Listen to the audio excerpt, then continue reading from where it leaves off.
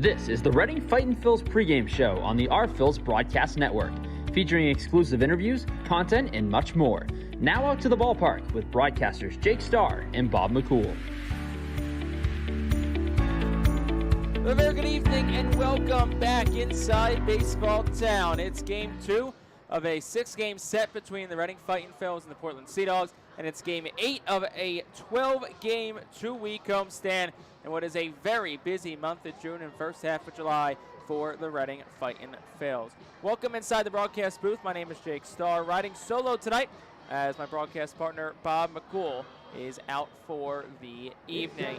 This is the pregame show here on the Reading Fightin' Phils radio network, as Reading and Portland are about 15 minutes away from playing game number 59 of each of their respective seasons. The Fightin' Phils enter tonight in last place in the Eastern League Northeast Division standings at 25-33. Portland 32-26 has a half-game lead over Portland for first place in the Northeast Division standings. So 7 games separates the two teams, and as the first half calendar begins to wrap up, every game is important, especially for the opposition tonight, the Portland Sea Dogs. End of the first half will be Sunday, June 23rd. Fightin' Phils are in New Hampshire for that, so just 11 games left in the season's first half.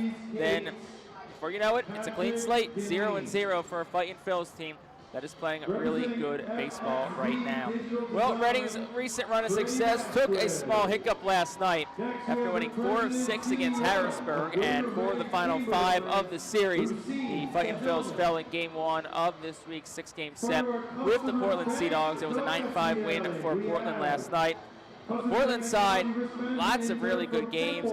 Roman Anthony had 3 hits, a couple of runs scored. Christian Campbell, a new call-up to the Sea Dogs, had 4 hits, 2 runs scored, 3 RBI, and Alex Pinellas also had a quartet of base hits, also drove in 4 runs, scored 2. Pinellas homered, a couple of doubles, single, and he was a triple shy of the cycle. On the Reading side, Robert Moore had a 2-hit night, had a double that eventually scored a run thanks to an error on the Portland side. And Carlos De La Cruz continues to heat up. He was 3 for 4 last night, couple of runs scored, 3 RBI, hit 2 home runs. It's the second 2-home run game of the season for Carlos, and his first since May the 9th against Hartford.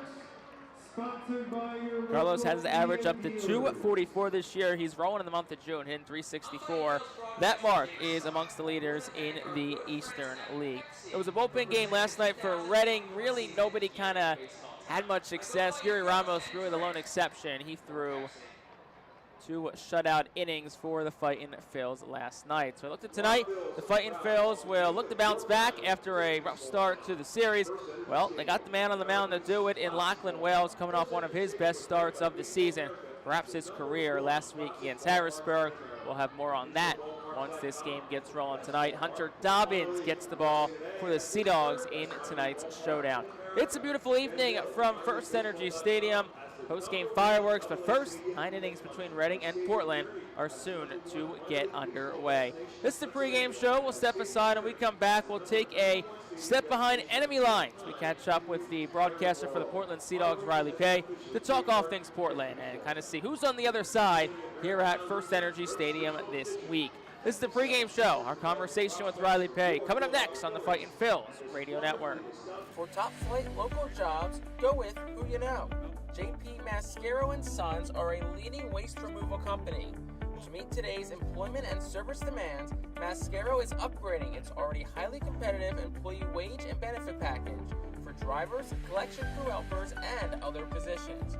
Call 888-MASCARO, MASCARO, for details. Work for an established local family business committed to its employees. Again, call 888-MASCARO today or apply online at www.jpmascaro.com. To enjoy a perfectly crafted 1893 from the makers of Pepsi Cola, you must first appreciate its carefully selected ingredients. A dash of cola nut extract, a hint of real sugar, a splash of sparkling water, and a generous amount of attractive spokesperson. Trust me, I'm gorgeous. Cheers to 1893 boldly blended colas, a delicious balancing act of premium ingredients from the makers of Pepsi Cola. Burke's Packing is a family-owned and operated meat processor located here in Reading, specializing in hot dogs, ham, specialty meats, and more. Burke's Packing provides America's classic ballpark with quality products, including the highly acclaimed flat-top grilled hot dog. Join us for Burke's Packing Sunday Family Fun Days at Sunday home games all season long at FirstEnergy Stadium. This summer, we're going from minor league baseball to major fun. Whether you're just stopping by or looking for that Grand Slam getaway, Wyndham rewards everyone. Start earning points on your next qualified by Wyndham hotel stay and redeem them for minor league baseball tickets and experiences all summer long. Not a Wyndham Rewards member? Join for free at WyndhamRewards.com. Restrictions apply. Visit WyndhamRewards.com for more details. Back on the Fightin Phillies pregame show here on the Our Phillies Radio Network. Jake Starr now joined by the broadcaster for the Portland Sea Dogs, Riley Pay. Riley, game 2 of a 6-game set. How's everything going in Reading so far this week? It's been great. Great weather so far. I heard it's supposed to warm up in the weekend, so that's exciting. We're used to some pretty cold weather in Maine, so I'm sure the guys are excited to have some sunshine here this week. Third time the teams have played each other this year, and second time in Reading. Portland has definitely had Reading's number, and when you look at this Sea Dogs team as a whole, on paper, the bats are really good. The pitching, maybe if there's been one thing holding this team back, it's been the arms.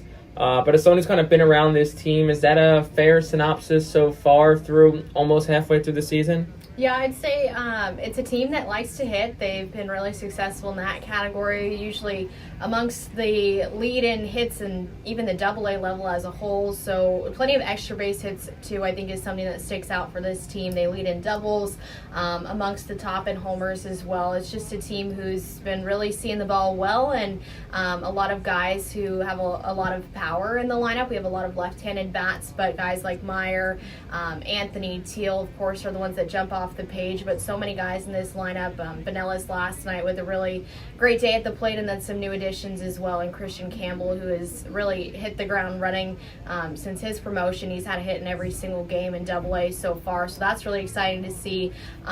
Exactly like you said, though, it's a team that is probably more known for that right now, but our pitching has been strong. Just a few movement pieces in that as far as injuries go and everything else that you really can't control in the minor leagues. But it's a really complete team on both sides, and a team that really works well together, and we've seen that success early on this season. You talk about a lot of hits when you talked about Christian Campbell. Another guy who's gotten a lot of hits lately has been Blaze Jordan, who is riding a 17-game hitting streak but hasn't played since May the 9th, comes off the injured list tonight.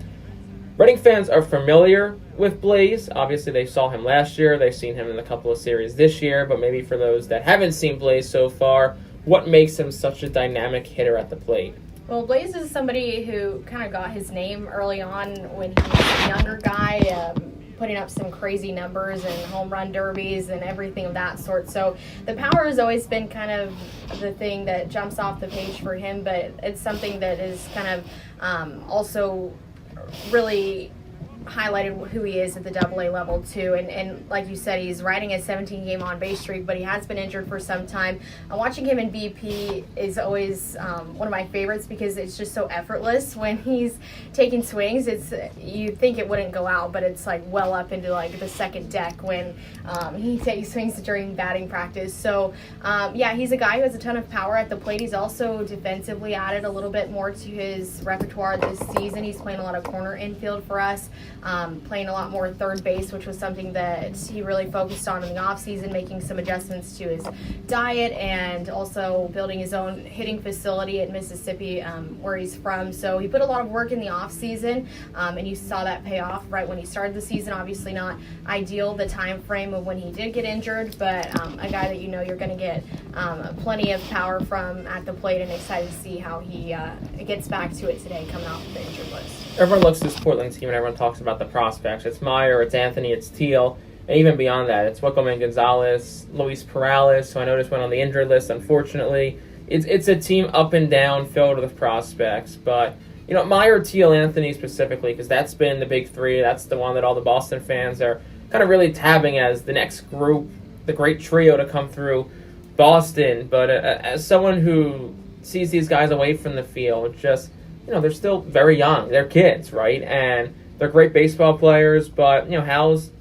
minor league life kind of been to them, and how are they adjusting to being in the limelight so much? I think they're all very level-headed, which is impressive given the status of their prospect rankings. They're all just very pleasant to be around as far as travel goes and everything else. The way that they go about their day-to-day, you really wouldn't know just talking to them about kind of the status of their rankings. And I think that's something that a lot of guys have said throughout the clubhouse. They're all just one big team, and it's really never a focus for them of where somebody ranks compared to the others. So I think it's exciting seeing them play together because they all really mesh so well, and they're guys that are very mature as well for the situation. Anthony just recently turning 20 years old. He had a taste of AA last season, actually making his debut in Reading, and then joined us for the opening day roster. He just recently turned 20, and he is very mature as far as interviews go and everything like that. He just carries himself with a ton of poise, and same goes for Meyer and Teal.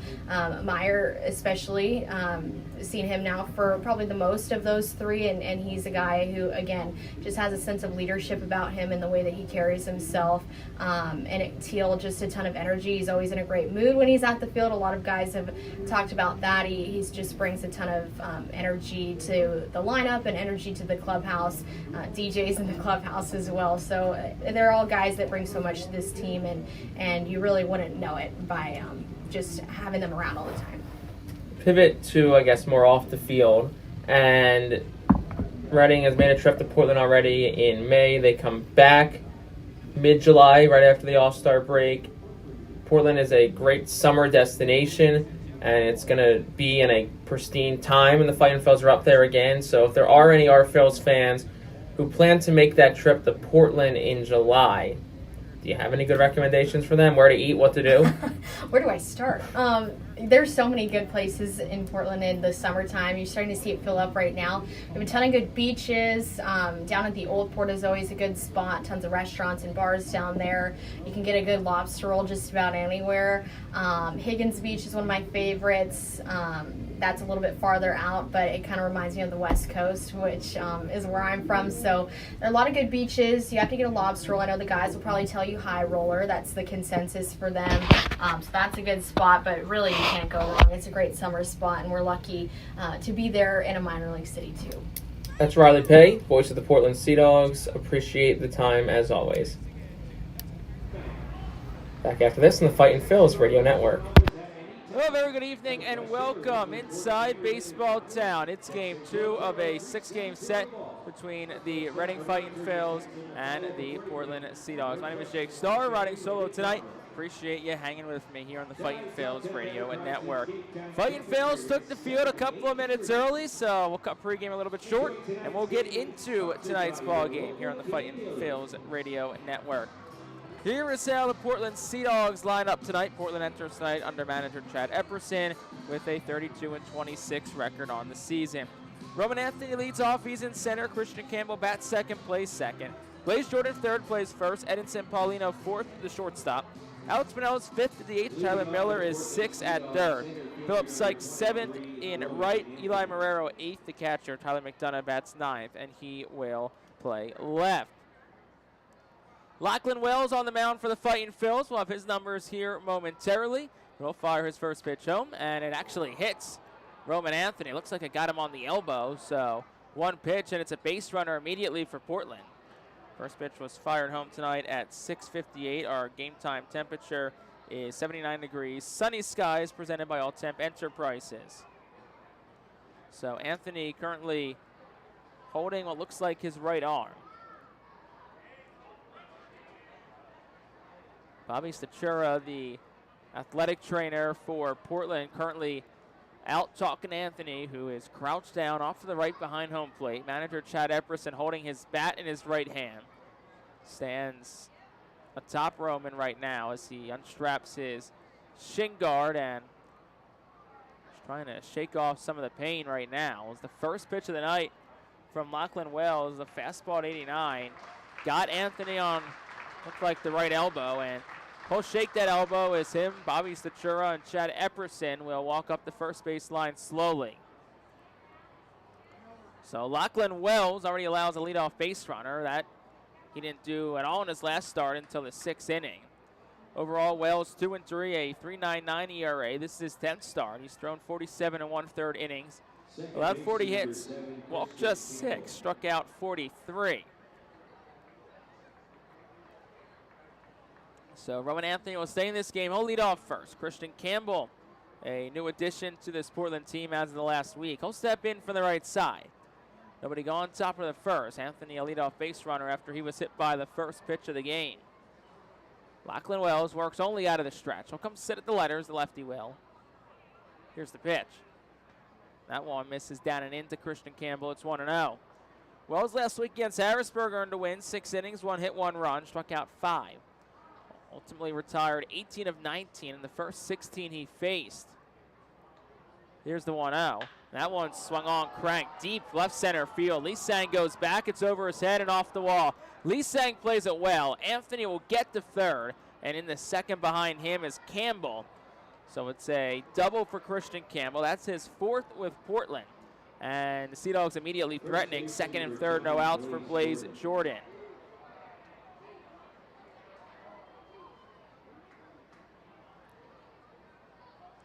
Blaze Jordan making his first appearance in over a month. Last played on May the 9th, has been on the injury list ever since. Makes his return on this Wednesday evening against Reading. Jordan stands slightly open, right-handed batter's box. Infield will play back for Reading, first pitch home, and Jordan, big swing and a miss, it's 0-1. Fightin Phillies wear their home pinstripe uniforms for the 2nd straight night. Pinstripe pants, thick red stripe down the side. They wear their red caps with the white F-fist. Portland in their road reds, navy blue lettering and numbering. 0-1. Jordan swings, serves it, foul territory right side. Bryce Ball, the first baseman, gives it a look, but it'll land foul in the Savage dugout suite. It's 0-2.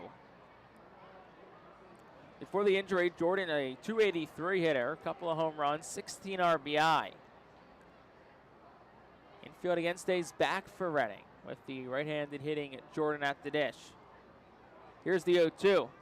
Jordan swings, hits it in the air well, towards straightaway center field. Lee Sang goes back in front of the track. He'll leap at the wall. It's off the face of the wall and rolls into center field. Scoring is Anthony. Campbell waved around third. The throw goes to the cutoff man in shallow center. Lamino play home. It's a 2-run double for Blaze Jordan, who quickly extends his hitting streak to an Eastern League best 18 and drives in a couple of runs. It's 2-0 Portland.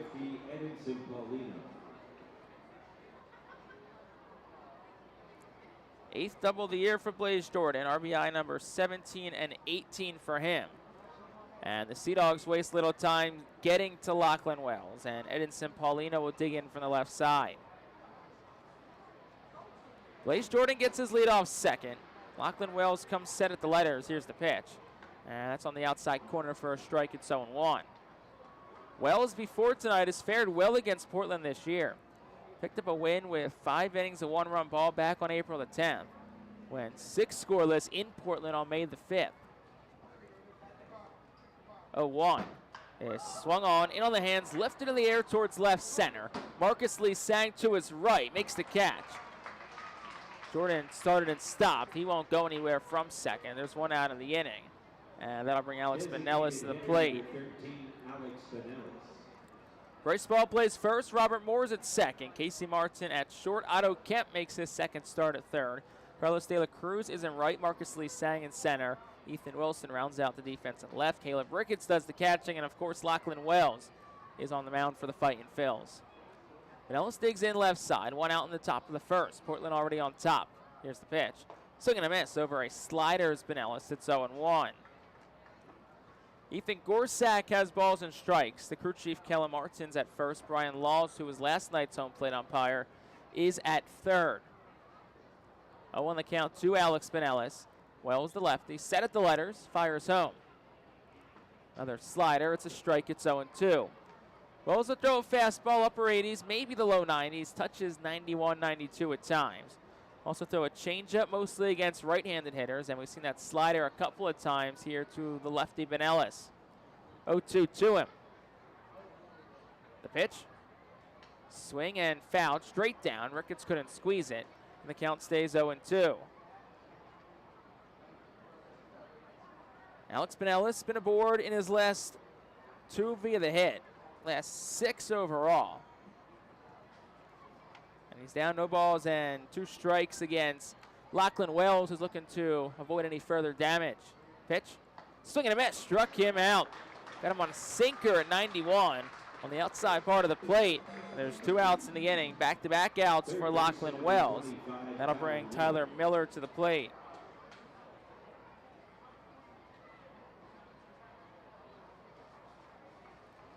Tyler Miller digs in from the left side. 2 outs in the top of the first. 2-0's our score. As Wells set at the letters, deals home. Swung and fouled straight back. It's 0-1. Got a piece of rickets before it trickled on back. Miller 1 for 4 night ago. The double and drive home a run in Portland's ultimate 9-5 triumph over Reading last evening. And it's a 0-1 count to Tyler Miller. 2 outs in the first. Wells set at the letters, fires home. That's a changeup, just misses outside, 1-1. A rare changeup to a lefty from Lachlan Wells. It's a Portland lineup that is very lefty heavy. Just 4 in the lineup tonight. Last night, Portland had 6 and also 2 switch hitters, so they had 8 guys batting lefty last night. 1-1, and it's swung on, lifted in the air towards the left side of the infield. Casey Martin extends his arms to call it, makes the catch in shortstop position, and that'll retire the side in the first. So Lachlan Wells ultimately allows 2 runs on 2 hits. There were no errors, and 1 Sea Dog is left on plate. And we will head to the home half of the first. Portland 2, Reading coming to bat. Empowering communities one relationship at a time is our commitment at Tompkins. Our customers have thrived thanks to our focus on local lending and their commitment to the customers they serve. They do a great job. Everything for us, from our banking, our insurance, to our wealth management. Tompkins has always been there for us. We see a long relationship with Tompkins. They're good people. Tompkins, banking, insurance, wealth. Member FDIC, equal housing lender. Investment and insurance products are not FDIC insured, not bank guaranteed, and may lose value. International Fireworks is the official fireworks provider of the Phillies. International Fireworks shoots every fireworks show throughout the season, including 9 Mega Blast fireworks shows. International Fireworks also provides the pregame fireworks after the national anthem at each game. International Fireworks has a nearby retail store in Douglasville, Pennsylvania, where you can purchase all of your fireworks. Visit fireworksrus.com for more information about the International Fireworks retail store in Douglasville. Thanks again to International Fireworks, the official fireworks provider of the Phillies.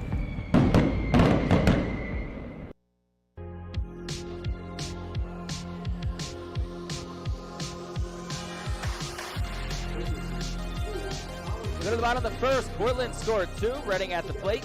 And here's tonight's Fightin Phil's lineup presented by Golden Oaks Landscaping.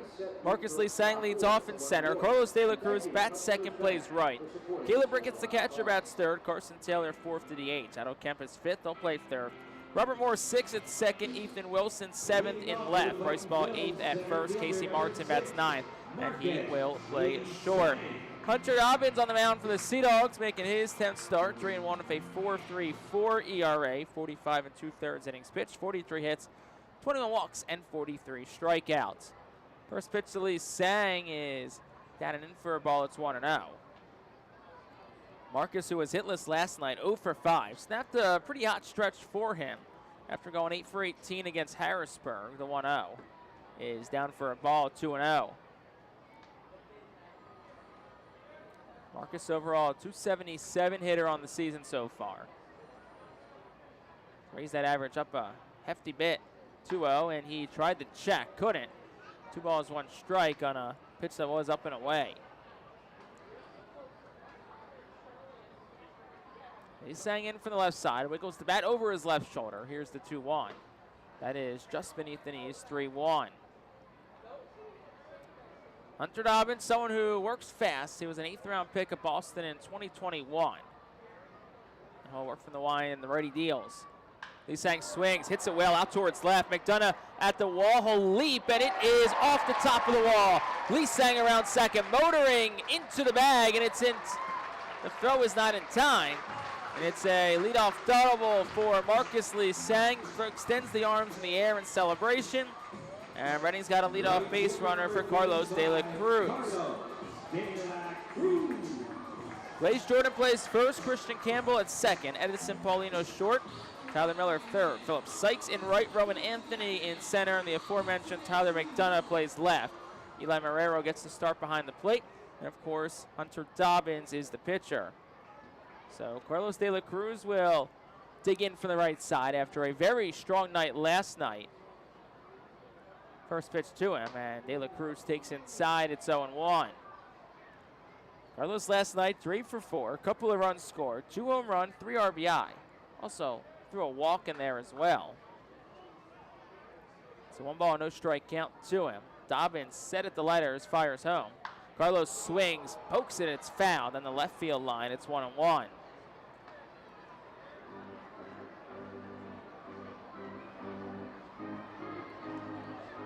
Carlos up to 244 on the season.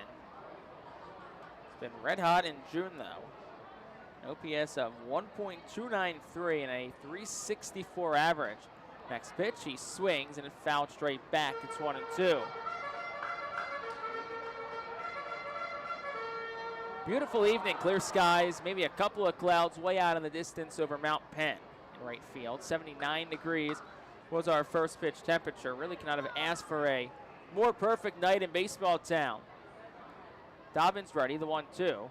De La Cruz swings and it's a miss. It's off the glove of the catcher Marrero. De La Cruz runs up the first base line and the throw's in time.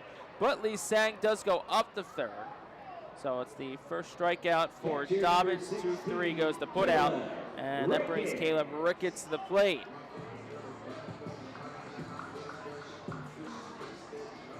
Tonight's game also brought to you by Kia. Kia's summer sticker sales event. Make this a summer to share. Kia, movement that inspires. Kia, of course, our sponsor of tonight's post-game fireworks show, as Caleb Ricketts looks to help provide some early fireworks. First pitch is a curveball that's in for a strike. It's 0-1. First of 4 straight nights of fireworks from America's Classic Ballpark this week, Wednesday through Saturday. Here's the 0-1. Ricketts swings. Ground ball third. Slowly hit. Miller charges. Run will score. And a throw from Miller across is in time. So put out goes 5-3. Ricketts does get an RBI as Lee Sang comes home. And Reading cuts the deficit in half. It's 2-1. So it brings up Carson Taylor. I'll dig in from the left-handed batter's box. 2 gone in the home half of the first. Portland on top, it's 2-1. Here's Dobbins' pitch. It's a curveball, gets the top of the zone, it's 0-1. Taylor hitless last night. Here's the 0-1. Swings, hits it in the air well, down the right field line. It is just foul. Shoots back into right field. It was just beyond the Fightin Phil's bullpen. And it's no balls and 2 strikes to Carson Taylor. 2-1, Portland leads. Reading got 1 back in the inning, which if that's all they get, still a pretty good result. The 0-2 to Taylor, swing, ground ball. It is foul down the first base line. Second-year Fightin skipper Al Padrique in the third base coach's box. Carl Ellison in the first base coach's box. And Carson Taylor in the batter's box, facing a no-ball, 2-strike count. The pitch, swing and a miss, struck him out. Dobbins climbs the ladder with some heat at 96. Taylor can't catch up to it, and it's 2 strikeouts in the first inning for Hunter Dobbins. Reading does get a run. They do it on a hit. There were no errors. They strand none. We've played 1 full from Baseball Town. We'll go to the second. Portland on top. It's 2-1. The Seidel Auto Group deck is a great spot for all fans with a summer picnic life and great tailgate atmosphere. During your picnic, you might even catch a souvenir, as the area is situated directly in the home run territory behind the left field wall. Regular season tickets are $34 per person for groups of 20 or more, and children 4 and under are free. Visit rfields.com/groups or call 610-370-BALL to reserve your group outing today. Humane Pennsylvania is an innovative national leader in animal welfare with adoption centers, accredited nonprofit veterinarian hospitals, emergency animal rescue services, community pet assistance programs, and a free community dog park. At HPA, we are passionate about going the extra base to keep your pets healthy and happy at home with you. With a variety of services and different ways and times to access them and variable pricing, Humane Pennsylvania is here to provide your pets with exceptional care, how, when, and where they need it. Visit humanepa.org for more information.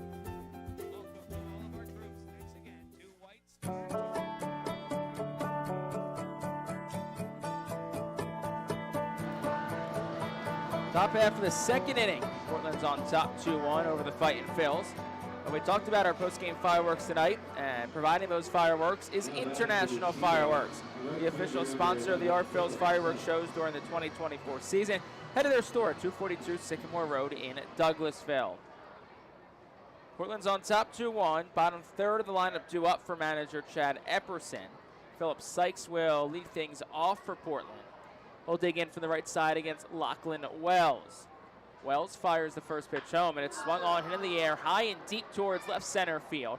Lee Sang, though, a couple of steps to his right. The center fielder makes the catch. That's out number one. Eli Marrero, the next batter. Tonight's fireworks presented by Kia. The Kia Summer Sticker Sales Event. Make this a summer to share. Kia, movement that inspires.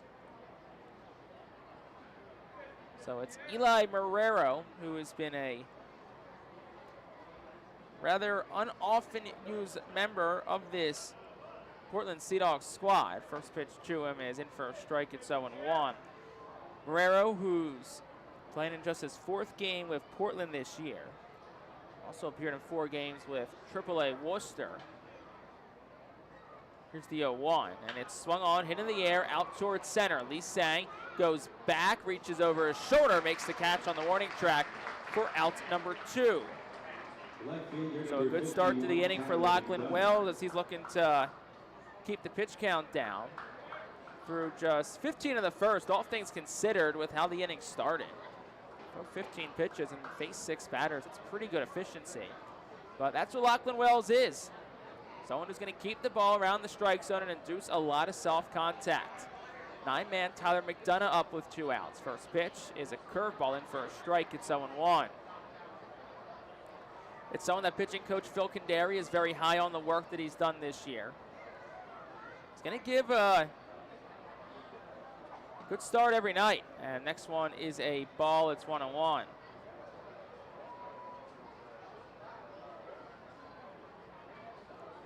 Ball and a strike, 2 outs to Tyler McDonough. Wells fires home, and it's swung on, grounded towards the middle. Martin dives, he knocks it down, but the ball lands in front of him.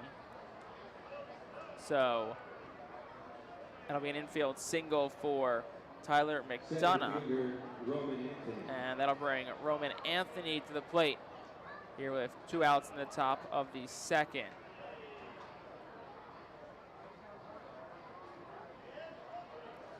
Roman Anthony actually is out of the game. Nick Decker will pinch hit for Roman Anthony. Anthony, who was hit by a pitch his first time up, he stayed into the ball game, but looks like for precautionary reasons at least, they taken Anthony out of the game. So Nick Decker will dig in from the left side. Decker is an outfielder, so we'll see if he stays in and plays center. First pitch to him, and he swings and dribbles it foul. It's 0-1 to Nick Decker. Decker did play last night. He played left.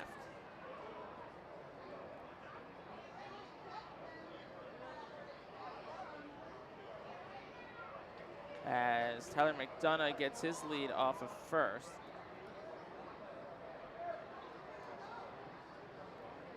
And umpire will ask for some new baseball. So 0-1 count and 2 outs in the top of the second.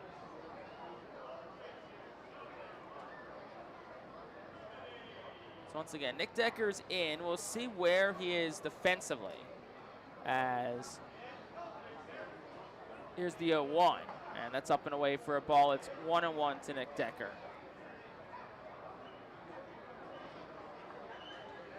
South Anthony out. None of the quote-unquote big three Boston prospects are in Portland's lineup tonight. With Meyer and Teal both taking the night off. Runner takes off, pitches a strike, throw to second is also a strike, but Tyler McDonough got in under the tag. Casey Martin can't believe it. He's asking Brian Laws how he didn't get the tag down in time, but nonetheless, it's a stolen base for McDonough. That's his 8th of the season. Pitch was a strike, so 1-2, 2 outs to Nick Decker. Lachlan Wells is set at the letters. Here's the pitch. Swung on, ground ball first. Ball snares it along the line. Wells covering, gets it to him, and he'll touch the bag, and that'll retire the side here in the second. No runs for Portland on a hit. There were no errors, and one left on base. We will go to the bottom of the second. Sea Dogs still on top. It's 2-1. Cornwall Manor is an active senior living community on a 190-acre campus in Cornwall, Lebanon County. The community offers independence and opportunities for wellness and fitness, as well as educational and musical programs, and the peace of mind of having convenient health care on site. Cornwall Manor offers a range of residential choices from apartments to homes. Prospective residents are welcome to visit us for lunch and have a chance to learn more about the community. More information is available online at cornwallmanor.org. Cornwall Manor, celebrating 75 years of senior living. The Fightin' Phils know who to call for trash and recycling services. A proven winner, JP Mascaro & Sons. The industry leader for over 50 years. Trust the familiar Mascaro Blue Elephant to provide dependable, quality service for your home or business. That's JP Mascaro & Sons, one of the top companies in its industry. Trash and recycling services for home, business, and industry. We are hiring and have open positions in Berks County. Check our website for open positions at jpmascaro.com or call 1-888-MASCARO. JP Mascaro & Sons, ready to serve you.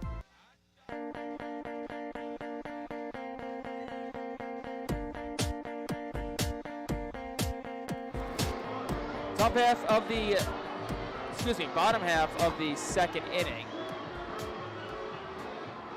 And the Fightin' Phils are trailing 2-1 against the Portland Sea Dogs. So just cleaning up some of these defensive changes. So it looks like Philip Sykes goes from right to center field. McDonough stays in left. And Nick Decker will stay in the game, and he will play right field. So Decker in right, Sykes center, McDonough left. You're going left to right across the defense. Otto Kemp digs in. First pitch from Hunter Dobbins is a strike. It's 0-1.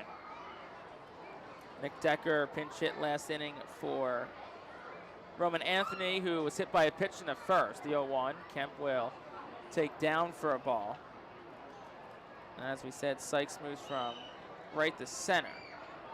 So I believe that is everything situated. And next pitch is swung on and missed. It's strike 2. I don't see the box score has Decker in left.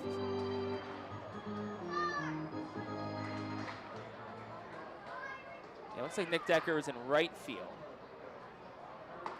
And Sykes in center. Kemp swings and misses. That is a strikeout. Third one from Hunter Dobbins. And that'll bring Robert Moore to the plate.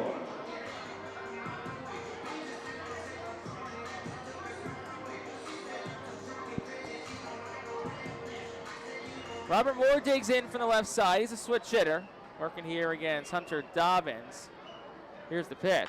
Moore swings, line drive, right center field gap. It's down for a base hit. It'll roll up the alley. Decker can't cut it off. It gets to the wall. Moore goes into second. So it's the second double of the night for Reading. And Robert Moore is aboard of his 13th two-bagger of the year. Left fielder number 51, Ethan Wilson. That'll bring Ethan Wilson to the plate.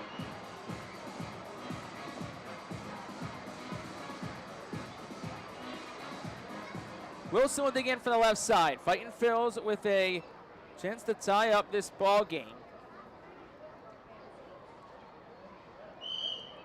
As Hunter Dobbins works in the stretch, fires home. That is at the knees for a called strike. It's 0-1. Ethan Wilson, 6 RBIs so far this season, as Portland leads it 2-1.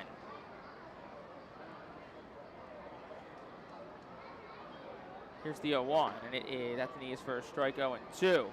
This inning brought to you by Cornwall Manor, an active senior living not-for-profit community located in scenic Cornwall, PA, just outside of Lebanon. No balls, 2 strikes to Ethan Wilson. Dobbins ready, fires home. Wilson takes down for a ball. Good block by Marrero, and it's 1-2.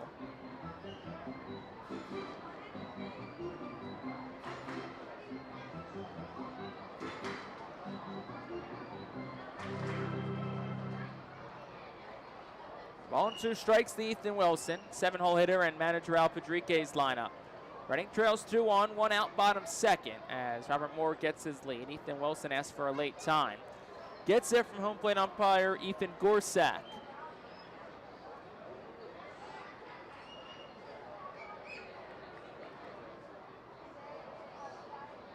Here's the 1-2.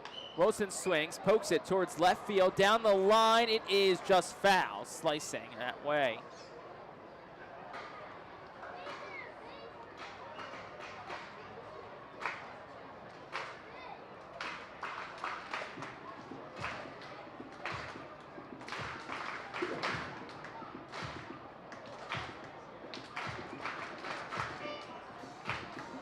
Ethan Wilson, as we said, has driven in 6 this year. Overall, he's a 160 hitter with runners in scoring position. Robert Moore gets his lead off of second base. Dobbins checks, fires home. Wilson swings, ground ball through the hole, left side, it's a base hit. Moore being waved around third. McDonough is up with the throw. It's cut off by the third baseman Miller, who throws to second as Wilson was trying to extend.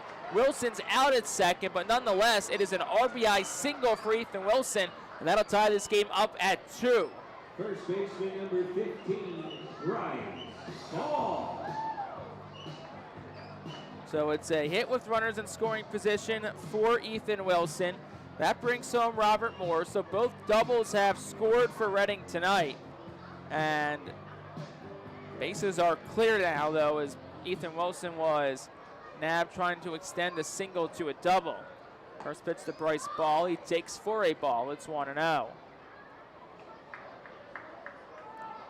Bryce Ball did not play in last night's game. Was 5 for 19 with 3 doubles against Harrisburg last week. And the next pitch, true ball, is swung on, popped up third base side. Miller's over, and the third baseman in foul territory will make the catch to retire the side in the third. Reading does get 1 run. They do it on 2 hits. There were no errors, nobody left on base. This game's all tied up at 2. We'll head to the third after this on the Fightin' Phillies Radio Network. Cornwall Manor is an active senior living community on a 190-acre campus in Cornwall, Lebanon County. The community offers independence and opportunities for wellness and fitness, as well as educational and musical programs, and the peace of mind of having convenient health care on site. Cornwall Manor offers a range of residential choices from apartments to homes. Prospective residents are welcome to visit us for lunch and have a chance to learn more about the community. More information is available online at cornwallmanor.org. Cornwall Manor, celebrating 75 years of senior living. Are you looking for a reliable food distributor to meet all your culinary needs? Look no further than our trusted team at Feaser's Food Distributors. For over 120 years, our products have been sourced from the best farms and suppliers, ensuring that you get the best ingredients for your restaurant or organization. From fresh produce to premium meats, Feaser's supplies everything but the appetite. Visit Feasers.com today to experience the difference in working with a top-tier, family-owned food distributor. Feaser's, your partner for success in the kitchen. Looking for a fast and hassle-free way to get your snacks and non-perishable groceries? Look no further than FeasersDirect.com. With just a few clicks, discover the convenience of having your culinary essentials ready for a pickup at our headquarters in Harrisburg.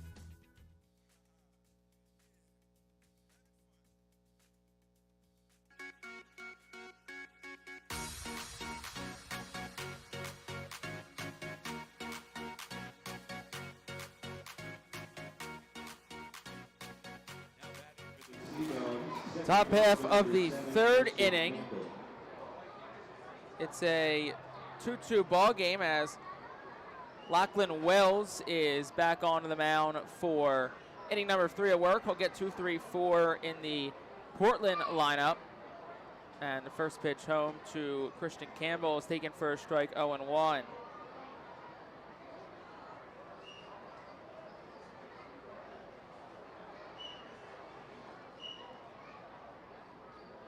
Here's the next pitch. It is up for a ball. It's 1-1.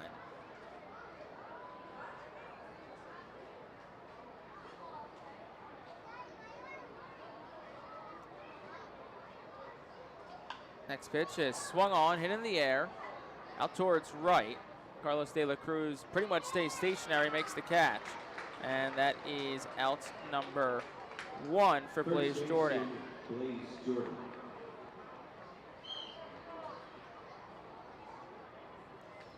Blaze Jordan will dig on in, making his first start back off the injured list.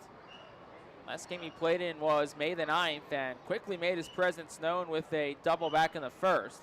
First pitch is swung on, lifted in the air out towards center. Not too deep. Lee Sang back to his right a couple of steps, and the center fielder makes the catch for out number 2. So after hitting Roman Anthony and then giving back-to-back doubles to Christian Campbell and Blaze Jordan to start this game, Lachlan Wells has really settled in. Lots of fly balls. 4 in total to center. And then another one to Carlos De La Cruz and right. And Paulino digs in from the left side. Here's the pitch. Swung on. It's in on the hands. Fly ball towards right. Carlos De La Cruz pretty much doesn't move again. And he'll make the catch. And it's a very quick 1-2-3 inning for Lachlan Wells. No runs in the inning, no hits. There were no errors, and nobody is left on base. We've played 2.5 from Baseball Town. We're even up at 2. Back after this in the Fightin' Phils Radio Network. Nursing home neglect is a serious problem. If you or a loved one has suffered from bed sores obtained in a nursing home or a fall down in a nursing home resulting in a fracture, our friends at Swartz Culleton can help. Call the attorneys at Swartz Culleton for a free consultation. Their phone number is 1-800-JUSTICE. That's 1-800-587-8423. Once again, call 1-800-JUSTICE today. Swartz Culleton is a proud sponsor of the Reading Fightin' Phils.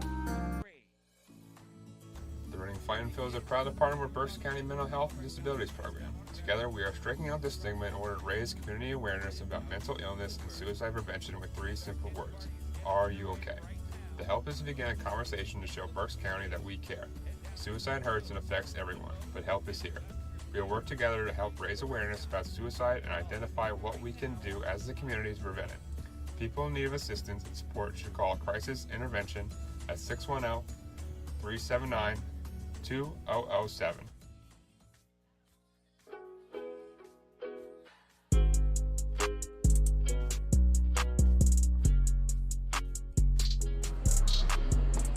Home half of the 3rd, and it is a 2-2 ball game. I'll even up as 9-1-2s due up for Reading here in the frame. During this third inning, we want to thank our good friends at Pepsi for presenting the 2024 season in Baseball Town. Go Fightin' Phils and drink more Pepsi. This inning also brought to you by Swartz Culleton. You can expect reliable and experienced attorneys who are committed to getting you justice after a serious personal injury. Call Swartz Culleton today at 1-800-JUSTICE.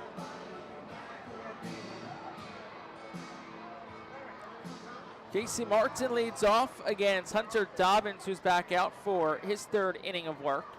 As Dobbins, the righty, winds and fires, and Martin will take it at the knees for a strike. It's 0-1. First at-bat of the night for Casey Martin was 0 for 2 in his last game on Sunday against Harrisburg, and the 0-1's over for a strike. It's 0-2.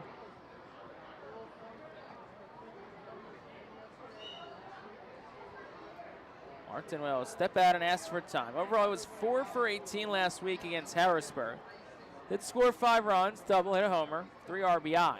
The 0-2, Martin swings. Line drive towards center.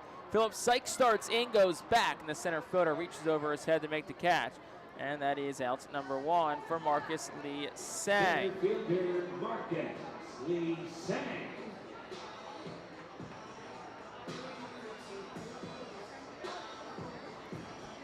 Marcus Lee Sang snapped a little 0 for 5 spell after last night, and he had a double and scored a run back in the first. First pitch to Lee Sang is down for a ball. It's 1-0. Marcus now Raised his average to 281 on the season. Here's the 1-0. Lee-Sang swings and he shoots it foul off to the left side. It's 1-1.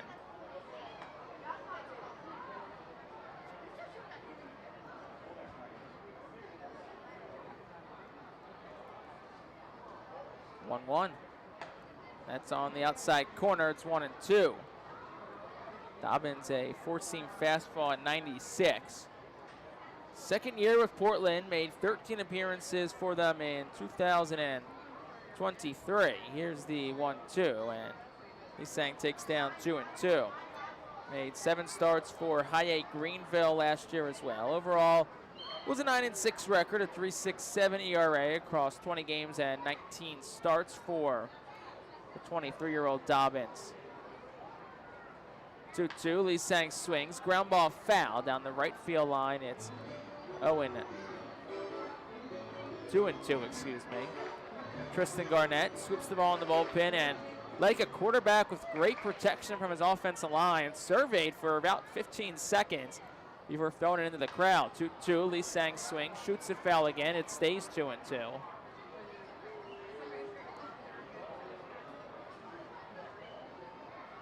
It's usually always been Tristan Garnett who retrieves the foul ball, shot down the line. Makes a lot of fans very, very happy with his services. Both grandstands pretty much packed again tonight. Great crowd for a Wednesday. Of course, fireworks after tonight's game. The 2-2, Lee-Sang swings, misses over a changeup at 83. He's down on strikes. It's the 4th punch out tonight for Dobbins. 2 outs in the inning for Carlos de la Cruz.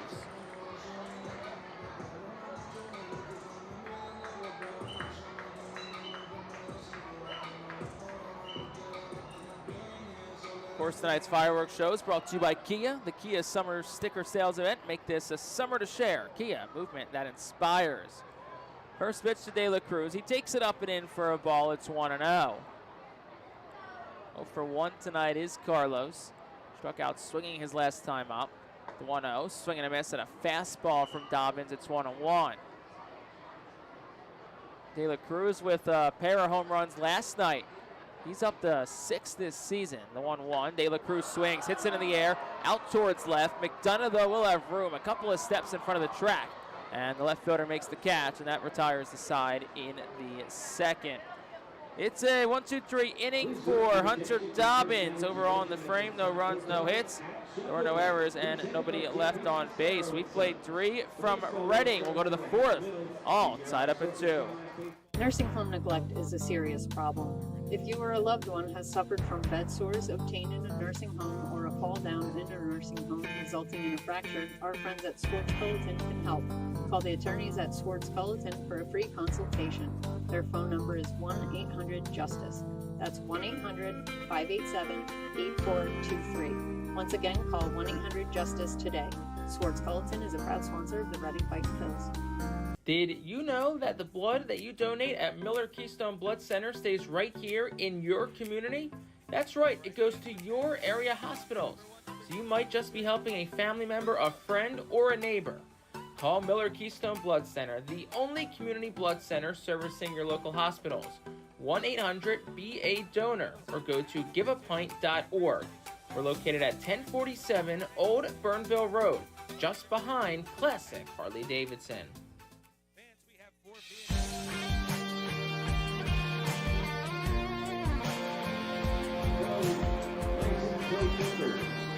Top half of the 4th inning, 2-2 our score. In this top half of the 4th inning, just a reminder that every Tuesday, all active military and veterans receive $3 off box seats thanks to the residents at Village Greens. Lachlan Wells back on the mound. 5, 6, 7 due up for the Portland Sea Dogs. Alex Bayless will lead things off against Lachlan Wells, who's really settled in. Since the hit by pitch and back-to-back doubles to start this game, he has retired 9 of the 10 batters that he's faced. Lots of weak fly balls hit. Wells just 1 strikeout tonight. It was of Ellis, his last time up in the 1st. So it's a lefty-on-lefty showdown to start the 4th.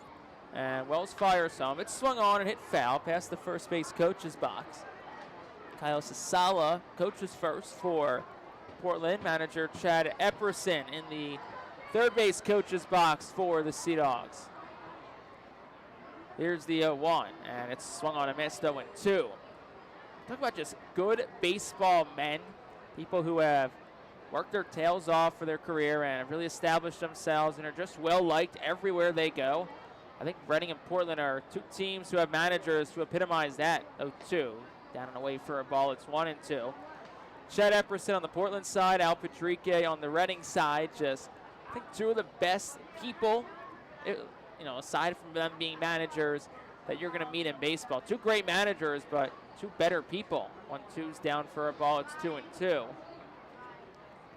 Obviously, when visiting teams come in here to Reading, you get a chance to, I don't want to say build a relationship with the visiting manager, but you get a chance to know them a little bit between dropping off box scores, roster moves, answering any questions they may have on a week-to-week basis. 2-2 is a slider in on the hands by Bennell. It's grounded to short. Charging Martin throws just in front of the second base bag on the first in time. That's out number 1.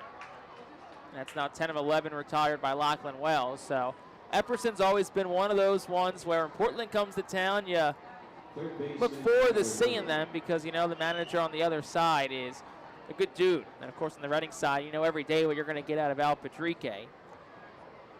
Nothing but positive working with Patrique the last couple of years. Here's Tyler Miller, first pitch to him. He swings at the first pitch. Hits it in the air towards shallow left. Ethan Wilson comes in, camps under it, and secures it for out number 2. And boy, is Lachlan Wells locked in right now. Actually, no pun intended. Wells last week, he was nearly perfect over 6 innings. 6 innings, 1 hit, 1 run, 5 strikeouts. Lone blemish was a home run to C.J. Stubbs. Yes, Garrett's younger brother in the 6th inning. Wells retired the first 16 he faced and 18 of 19. Sykes takes all the way for a strike. It's 0-1. It was the longest a Reading pitcher carried a perfect game since Tyler Phillips did it through 5 innings last year, May the 10th against New Hampshire.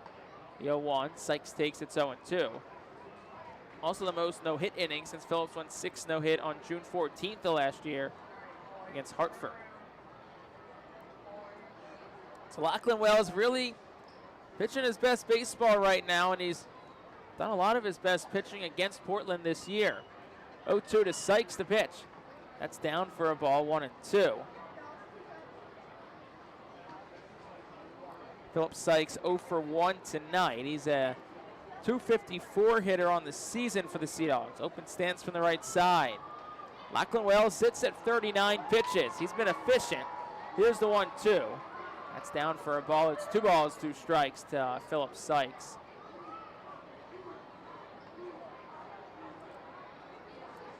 Wells, a 27-year-old, signed at the Phillies as a free agent this offseason after a stellar season in the Australian Baseball League. It's a 2-2 count to Sykes. Wells fires. Swung on, line drive towards center, hangs up. Lee Sang in, but he'll stop, and it'll drop in front of him for a base hit. It hung up, but just not long enough. So that's a base hit for Portland, their 4th. First of the night for Philip Sykes. So he's on first base, 2 outs for Eli Marrero.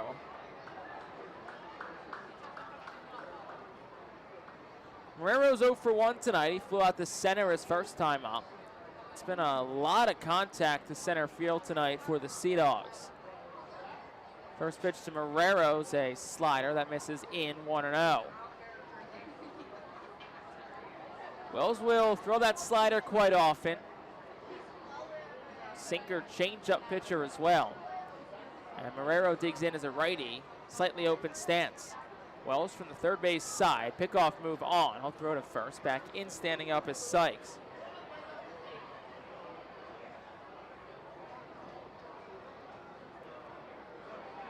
Philip Sykes this year, he will run. He's 8 for 12 in stolen bases. Portland as a team has stolen 83. Next pitch home, inside corner for a strike. It's 1-1. Sinker at 89 from Lachlan Wells. He threw just 66 pitches last week, so you got to think that pitch count's not really much of a concern for Wells. Highest he's gone this year is 82 against Binghamton on May 24th. Next pitch ends, a changeup that's down. It's 2-1. Wells was cruising. Don't really want to lose Marrero here. 8-hitter in the Portland lineup. He's 0 for 1 tonight. Not seeing much action this season. We'll check the runner at first, fire home. It's a slider. That one misses just above the top of the zone. It's 3-1. Wells, who prior to this year had not pitched an affiliated ball since 2019. It's in the Twin system before being released a couple of years later. 3-1 is down for a ball. No, it's not actually. It's a strike. I think everyone in the ballpark thought that was ball 4. Marrero began to toss the bat. So now it's 3 balls, 2 strikes, and 2 outs. That means that Philip Sykes, the lone base runner on first, will be off and running on the pitch. 2-2 ball game, top of the 4th.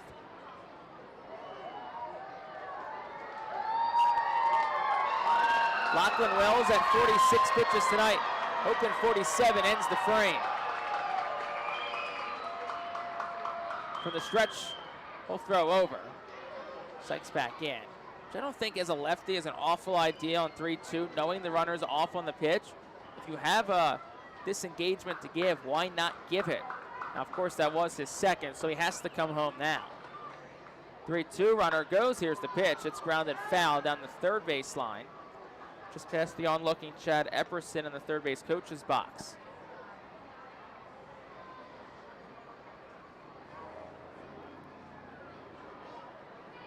So it stays 3 balls, 2 strikes to Marrero. Wells now up to 47 pitches. It's been a 6-pitch at bat already to Marrero. Here's the pitch. Runner goes, swung on, hit in the air, out towards center. Well, Lee Sang goes back, and it is gone. Off the Stratix system sign in right center field atop the Redner's Event Center, and it is a 2-run home run for Eli Marrero, his first home run with Portland this season, and it puts the Sea Dogs back on top. It's 4-2.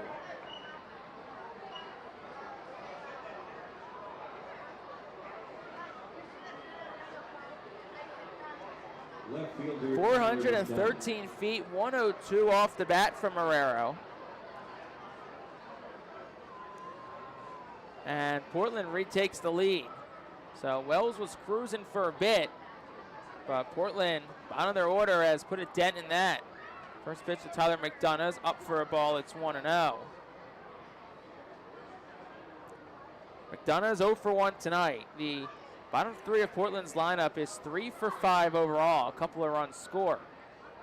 1-0 is swung on, lifted in the air, foul territory right side. It'll go out of play.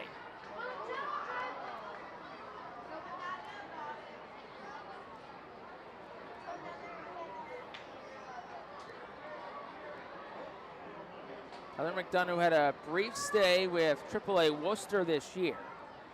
1-1 is at the knees for a strike. It's 1-2.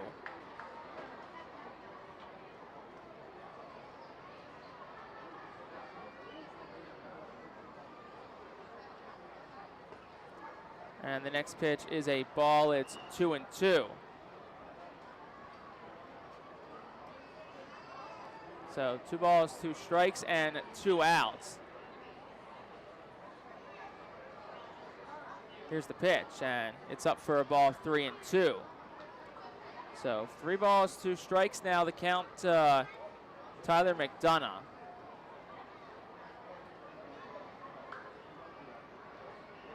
Here we have 2 outs in the top of the 4th. Portland leads 4-2. Here's the pitch. Swung on, lifted in the air, shallow left center field. Martin goes out, waves his arms to call it off, and the shortstop makes the catch.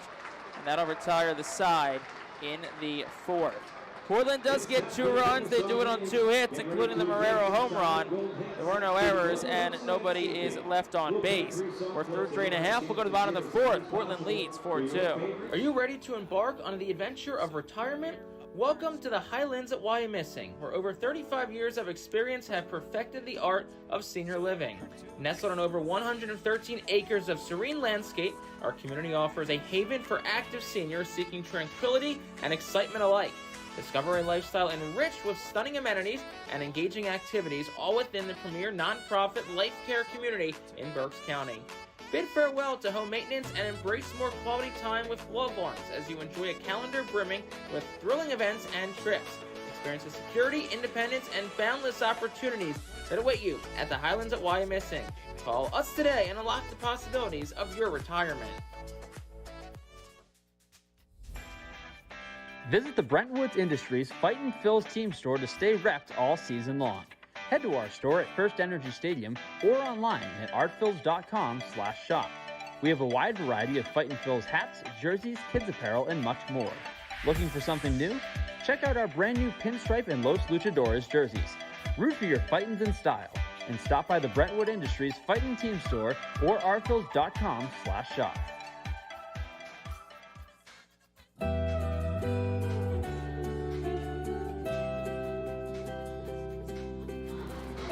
Go to the bottom half of the fourth inning, and throughout this fourth inning, we'll take a look around the Phillies organization. Thanks to our friends at EPAWA Weather Consulting, your source for public and private forecasts in Pennsylvania, New Jersey, Delaware, and northern and eastern Maryland. 4-2, Portland has the lead as Caleb Ricketts will dig in from the left side. And Ricketts will watch as the first pitch is in for a strike. It's 0-1.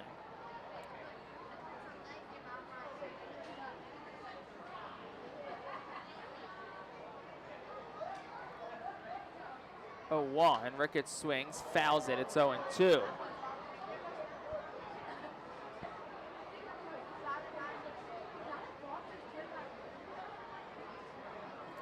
No balls, 2 strikes to count to Caleb Ricketts. He's 0 for 1 tonight. Did drive in a run with a ground out in the first. 0-2. Ricketts swings, ground ball first. To his left is Jordan. He will flip it to the to the pitcher, Dobbins covering. And 3-1 goes to put out, and that'll bring Carson Taylor to the plate for the Fightin Phils.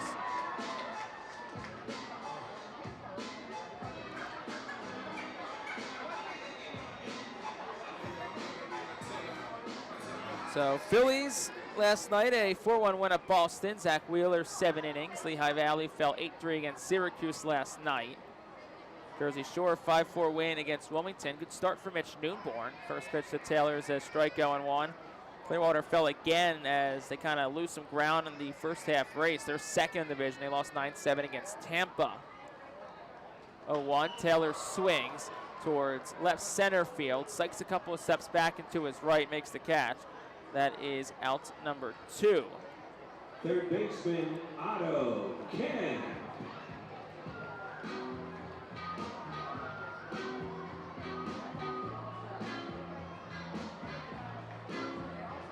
So Otto Kemp will dig in from the right side. 2 gone quickly in the home half of the fourth. Here's the first pitch, and it's outside for a ball. It's 1-0.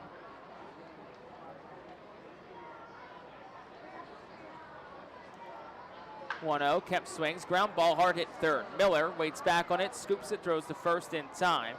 And that retires the side in the fourth. So Hunter Dobbins is getting locked in tonight. No runs, no hits, and nobody left on base. We have played 4 full. We'll go to the 5th. 2 for Reading, 4 for Portland. Back after this in the Fightin Phils Radio Network. Every time you grab an ice-cold 20-ounce Pepsi, you'll find a Pepsi emoji on the side of the bottle. So while the Pepsi delivers this, the Pepsi emoji delivers this. Ooh.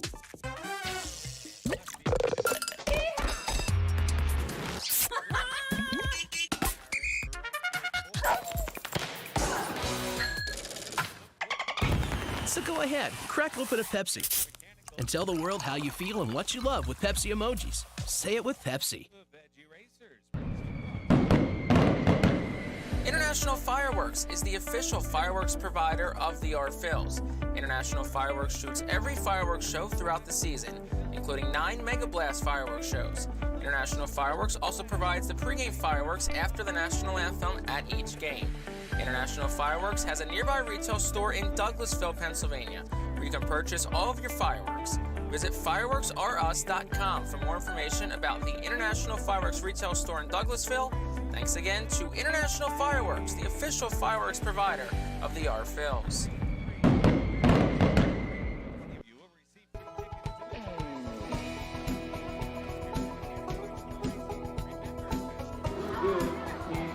Top half of the 5th inning, the Fightin' Phils would like to recognize Body Zone Sports and Wellness as the official workout facility of the R Phils. And also, tonight's game and tonight's fireworks are brought to you by Kia.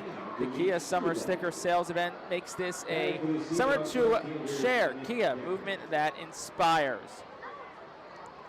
So Nick Decker in the top of the order will start things off in this 5th inning for the Portland Sea Dogs, AA affiliate of the Red Sox. And they have a 4-2 lead over the Fightin' Phils tonight. Here's the first pitch, and Decker will swing and try to hold up, but can't. It's 0-1 on a slider from Lachlan Wells. Wells, who is in a pretty good groove, and then gave a 2-out single to Philip Sykes. That was followed by Eli Marrero's first home run of the season. The 0-1 is waved on and whiffed by Nick Decker. It's 0-2.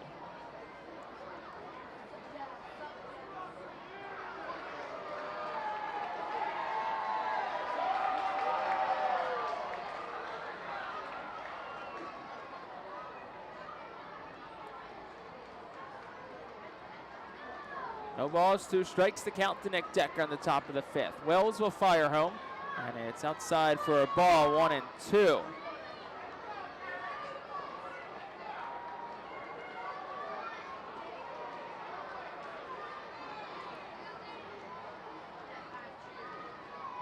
Decker digs in from the left side. Here's the pitch. Swung on, ground ball right side. Moore, the second baseman, to his left. Fields it in the grass. Nice throw to first in time. That's out number 1. Moore, who was playing shaded towards the second base bag, cut off the hole quickly, and there's 1 out for Christian Campbell.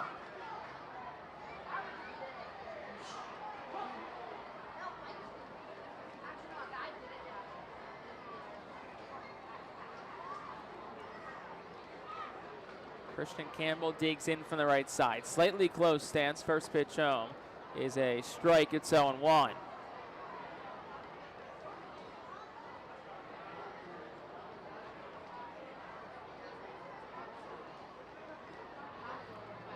Here's the 0-1, lifted in the air towards left center field. It's hit pretty well. Wilson and Lee Sang both go back. Wilson leaps. It's over his head and off the top of the wall. Lee Sang's there to back it up. Gets a throw in quickly, but it's another double. Second tonight, 5th at AA for Christian Campbell. And the Sea Dogs have a man in scoring position with 1 out.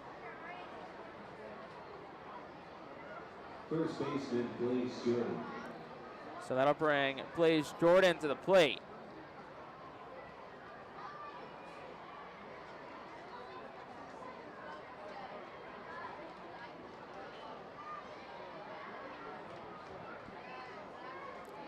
Jordan digs in from the right side. Moore creeps in towards second to hold him on. First pitch to Jordan's a strike. It's 0-1.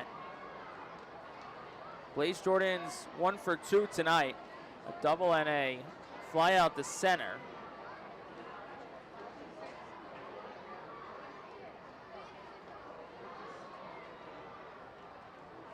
Here's the 0-1. Swung on, lifted in the air. Infield, third base side. In comes Kemp, makes the call on the catch. About 30 feet from home plate on the third base line, and that's out number 2 for Edinson Paulino. Shortstop Edinson Paulino. Paulino will dig in from the left side, 2 outs in the top of the 5th. A game that's moved at a pretty nice clip so far tonight, after last night's game was a hair under 3 hours. First pitch to Paulino is down for a ball. It's 1-0. That was the 63rd pitch for Lachlan Wells. Threw 66 in 6 last week, 6 days ago, for Wells.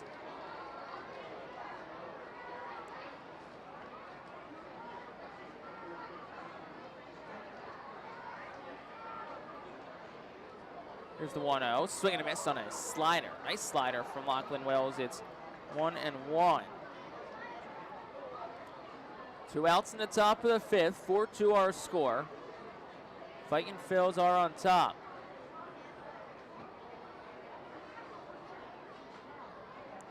And Wells stepped off. Pump fake to throw back to second. Didn't throw it. Christian Campbell slid back in. Campbell just one stolen base with Portland so far, though. He does have some speed.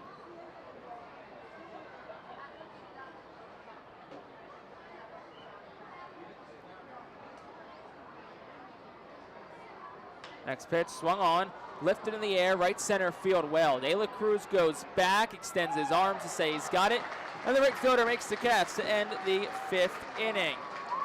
No runs in the inning for Portland on one hit. There were no errors, and one is left on base. Good bounce back inning for Lachlan Wells. We're halfway home from Baseball Town. We'll go to the bottom of the 5th. Portland's on top 4-2. Cornwall Manor is an active senior living community on a 190-acre campus in Cornwall, Lebanon County. The community offers independence and opportunities for wellness and fitness, as well as educational and musical programs, and the peace of mind of having convenient health care on site. Cornwall Manor offers a range of residential choices from apartments to homes. Prospective residents are welcome to visit us for lunch and have a chance to learn more about the community. More information is available online at cornwallmanor.org. Cornwall Manor, celebrating 75 years of senior living. Watch me now. Listen up, baseball fans. The Bally Live app is your home for everything MILB. Download the app today and watch every single MILB game absolutely free. Chat and interact with other fans.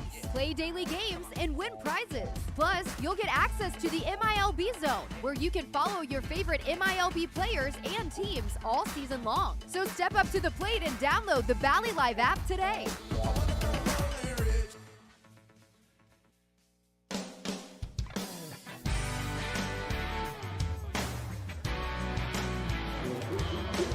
Bottom half of the 5th inning is presented by Cornwall Manor, a unique and charming community nestled on a 190-acre wooded campus with many walking trails, including the Lebanon County Rail Trail. So 4-2 is our score. Portland's on top. 6, 7, 8 to up for the Fightin' Phils in this inning. Robert Moore will lead things off. He doubled and scored a run in his first and only at-bat in tonight's ball game. And Moore will dig in from the left side. No outs in the bottom of the 5th. Hunter Dobbins back out. His first pitch home. Outside for a ball. It's 1-0. Reading's bullpen's quiet. So is Portland. Really no reason for either to be active. Here's the 1-0. Is at the knees for a strike. It's 1-1.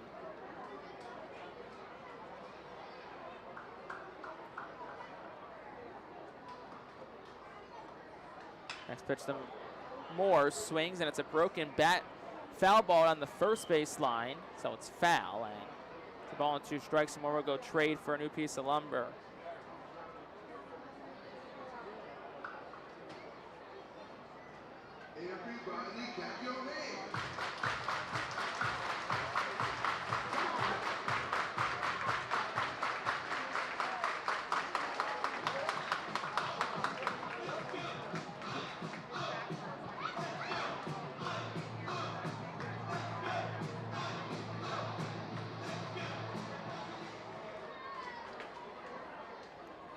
One ball, 2 strikes to count to Robert Moore. Here's the pitch, and it's swung and a ground ball foul.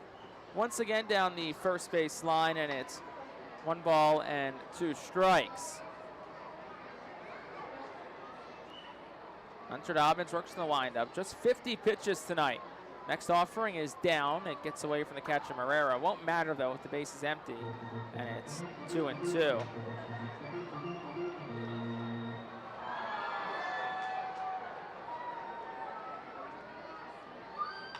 Next pitch to Moore, swings, fouls it this time down the third baseline, peppering each baseline.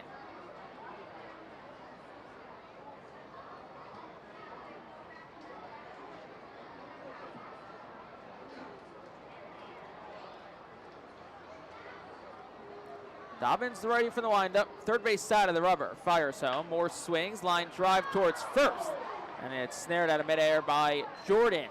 Running that first base line, so it's a line out to the first baseman Jordan, first out of the inning, and that'll bring Ethan Wilson to the plate.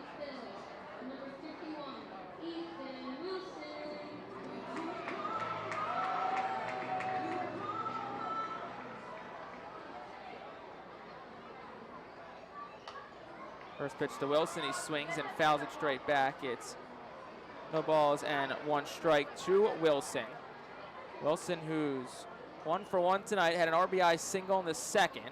Next pitch to him. Swung on, ground ball to Hopper towards second. Campbell to his right, fields it ankle high, throws on the first in time. And that is out number 2 for Bryce Ball. 9 straight retired by Hunter Dobbins, and he is really, really cruising. Outside of a double in the first and a couple of hits in the second, he has been really, really locked in tonight.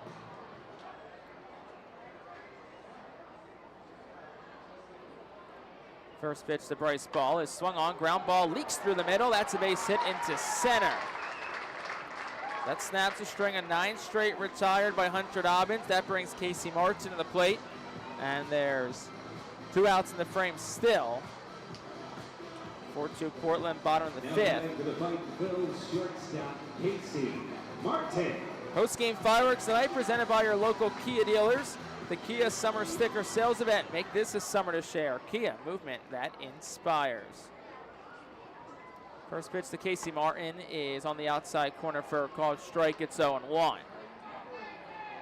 Martin flew out to center his first time up, back in the bottom half of the 3rd inning. 0-1. Martin swings in on the hands. Fly ball high up, foul territory, left side. Miller, the third baseman, Morero, the catcher, both run it down, but it goes out of play. About 4 rows deep in the stands, foul.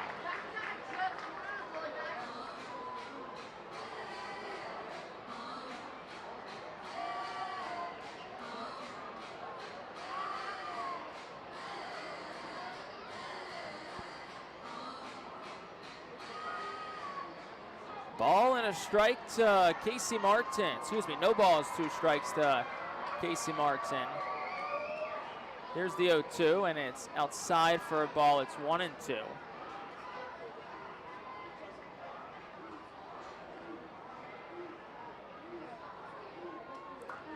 Two outs in the bottom of the 5th. Ball gets the lead off first. Dobbins fires home. Swung on, lifted in the air, this time the right side. Morero ditches the match, tracks towards the dugout, calls off the first baseman Jordan, and the catcher Morero makes the catch for out number 3. In the inning for Reading, no runs on a hit, there were no errors, and Reading leaves their first runner on base tonight. So we have played 5 full here from Baseball Town. We'll go to the 6th. The Sea Dogs still on top. It's 4-2. Cornwall Manor is an active senior living community on a 190-acre campus in Cornwall, Lebanon County. The community offers independence and opportunities for wellness and fitness, as well as educational and musical programs, and the peace of mind of having convenient health care on site. Cornwall Manor offers a range of residential choices from apartments to homes. Prospective residents are welcome to visit us for lunch and have a chance to learn more about the community. More information is available online at cornwallmanor.org. Cornwall Manor, celebrating 75 years of senior living. When the Reading Fightin' Phils get hungry, we turn to our team feed partners. Special thanks to Chick-fil-A, Giovanna's Pizzeria, Railroad House, Why Missing Restaurant and Bakery, Jersey Mike's Subs, Mimo's Italian Restaurant and Bakery, Subway, and Clean Eats for making sure the Fightin' Phils front office is never hungry on game day. Our staff enjoys delicious meals from our team feed partners. Don't take our word for it. Find out for yourself today.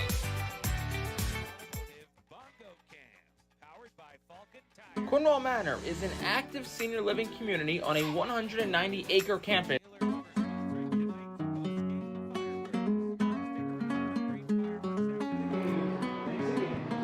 Top half of the 6th inning. Established in 1928, the Manor Golf Club is one of the oldest public courses in eastern PA. Located conveniently between Philly, Lancaster, and Allentown and Sinking Spring, the Manor Golf Club offers a true test of golf on a traditional championship-style golf course where shot making takes precedent over length. Visit themanorgolfclub.com for more information. 4-2, Portland has the lead in the top half of the 6th. First pitch is Alex Pinellas, and first pitch is a ball. It's outside. It's 1-0. Probably the last inning for Lachlan Wells. He's at 66 pitches so far. Next pitch swung on, ground ball through the hole, right side base hit. Moore had him shaded towards second, so it sneaks through that hole.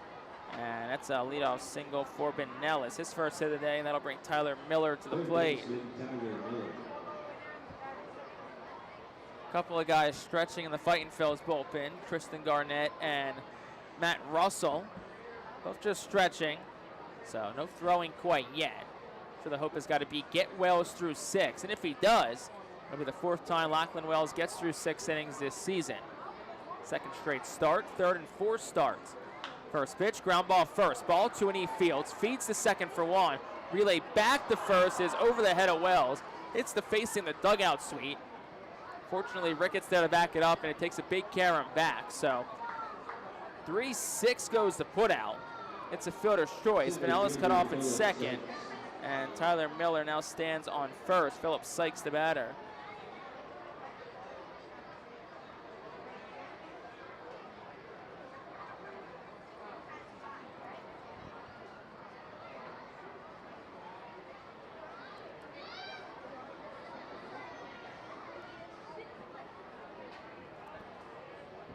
One out to Philip Sykes. Slightly open stance, right-handed batter's box. First pitch is in for a ball. It's 1-0 to Sykes.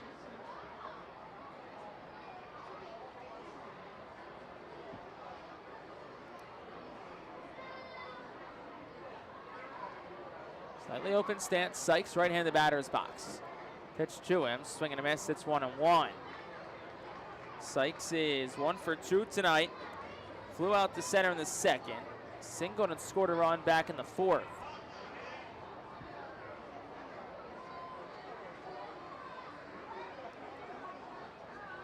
Here's the pitch, and that's down for a ball. It's 2-1.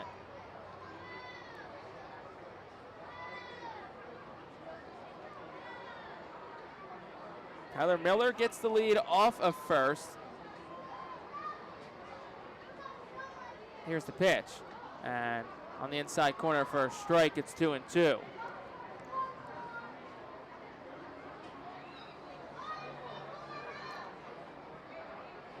Sykes has singled and scored, flown out the center tonight.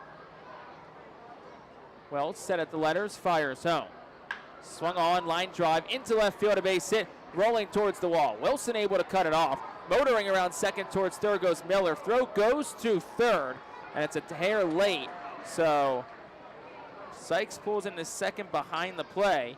That'll be a double for Philip Sykes. That's his second hit tonight, 9th double of the season. And that'll bring Eli Marrero to the plate with a chance to try and do some more damage here against Reading.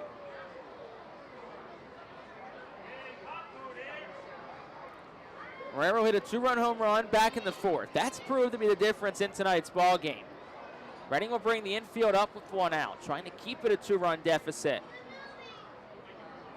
Philip Sykes on second, Miller on third. 1 out, top of the 6th. First pitch, Marrero will take a slider. It's in for a strike. It's 0-1.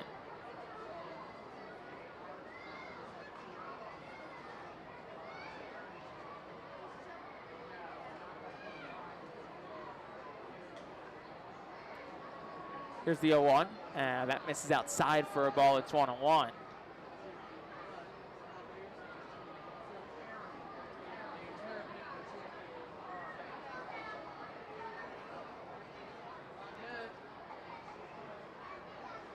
Wells sets the letters, fires home. Swing and a miss, it's 1-2.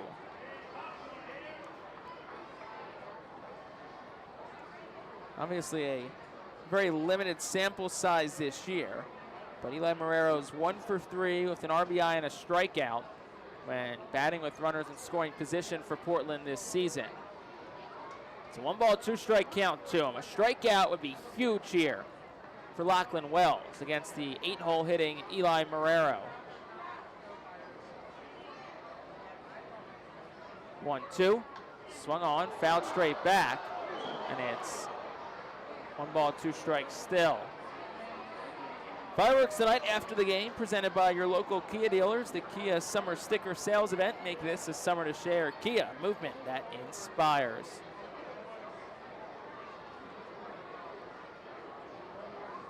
One, 2. Marrero takes. It's a slider that's just down.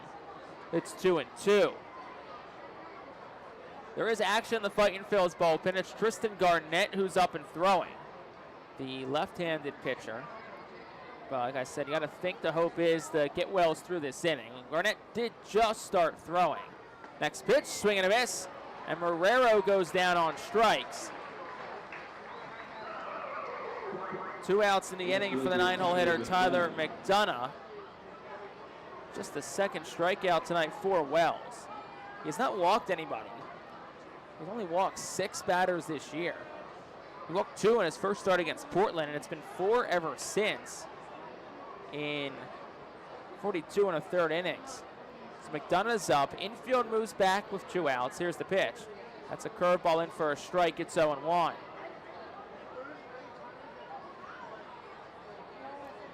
McDonough's 1 for 2 tonight. Singled and stole a base in the second. Popped out the short back in the fourth to end that inning. Here's the 0-1. And that's just down for a ball. It's 1-1.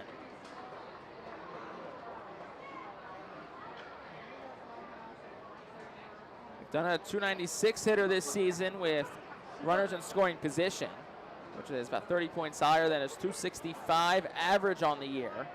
1-1, and it's swung on a miss. It's 1-2. And Lachlan Wells a strike away from getting out of this jam unscathed. Could be the last batter he faces tonight with the lefty Nick Decker on deck. It's a ball and 2 strikes, 2 outs in the top of the 6th. Portland leads 4-2. Lachlan Wells looking to keep it that way. Nice crowd on hand, makes some noise behind its pitcher. Here's the 1-2, and that's a fastball that missed up for a ball. It's 2-2.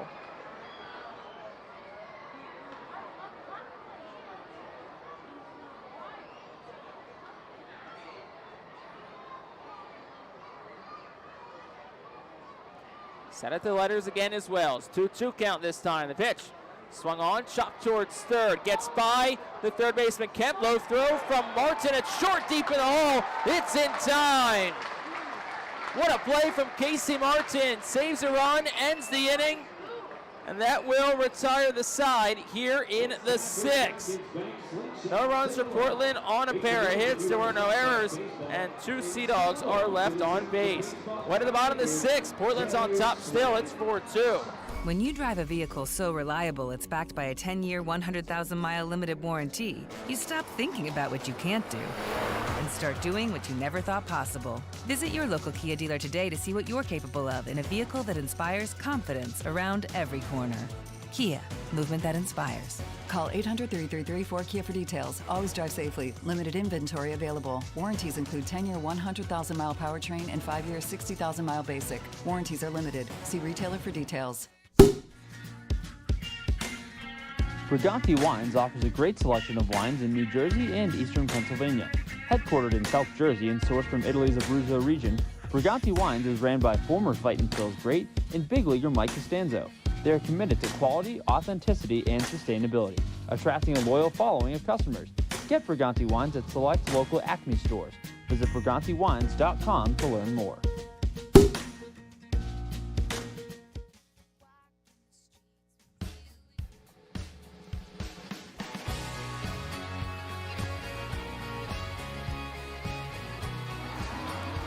Bottom half of the 6th inning, and this day in baseball town history is presented by Savage Auto Group. Visit Tim Profit and Savage 61 for all of your automotive needs. June 12, 1996, at Reading, Dan Held belts a grand slam and drives in 5 to lead the R-Phils to a 10-4 win over Trenton. Then the Yankees AA affiliate, Scott Rowland, heard of him before, Hall of Famer, goes 3 for 3 with a home run, 3 RBI in his final game with Reading. Marcus Lee Sang leads off the bottom of the 6th. Reading down 4-2. Takes the first pitch from Hunter Dobbins down for a ball. It's 1-0.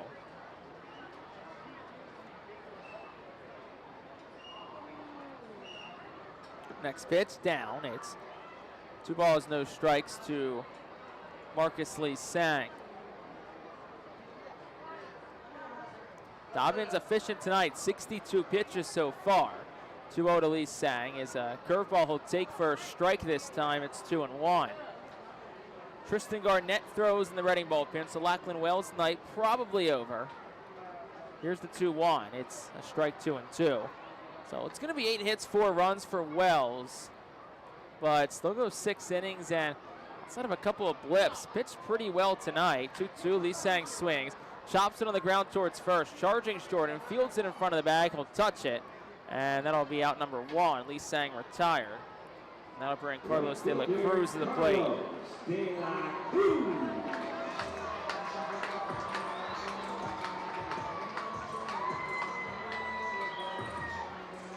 De La Cruz 0 for 2 tonight. Strikeout and a flyout, latter of which came in the 3rd inning. Strikeout was in the 1st. Digs in, 1 out, bottom of the 6th. Dobbins fires home. Carlos will take up for a ball. It's 1-0.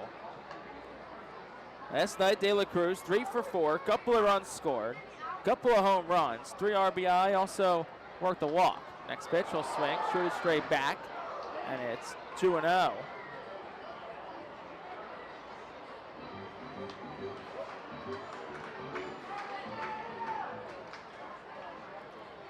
Here's the 1-1. De La Cruz will take down for a ball. It's 2-1.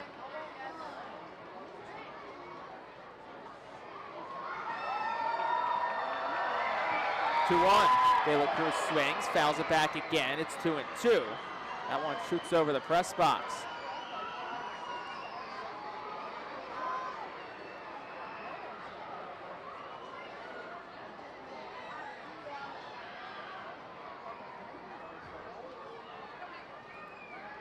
Two balls, 2 strikes to Carlos De La Cruz. Here's the 2-2. Swing and a foul ball straight down. Marrero could not hold on to it. And the count stays 2 balls, 2 strikes.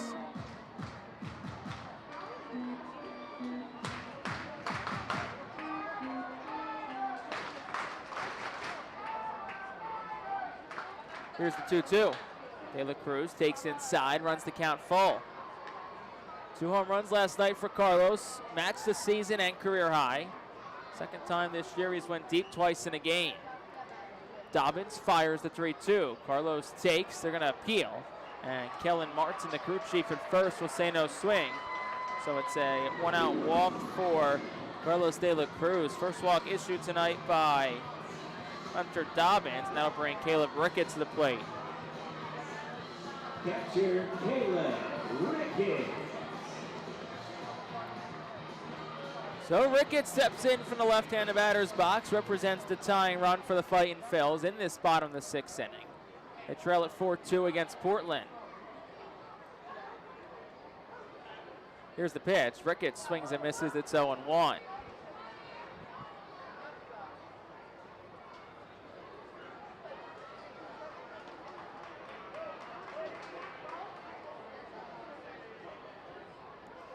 Dobbins from the stretch this time, ready at the letters. Here's the pitch. Ricketts swings, fouls it straight back. It's no balls, 2 strikes. Carlos leading off first. Did steal a base last night. 3 in total on the season for him. But it's a no ball, 2 strike count to Caleb Ricketts. Here's the pitch, and that's down. Gets away from the catcher, Marrero. Shoots to the backstop. Carlos the second. Makes a turn around that bag, but we'll stop there. So it'll be a wild pitch on Hunter Dobbins. That's a 1 ball, 2 strike count. 6 wild pitch thrown by Dobbins this season.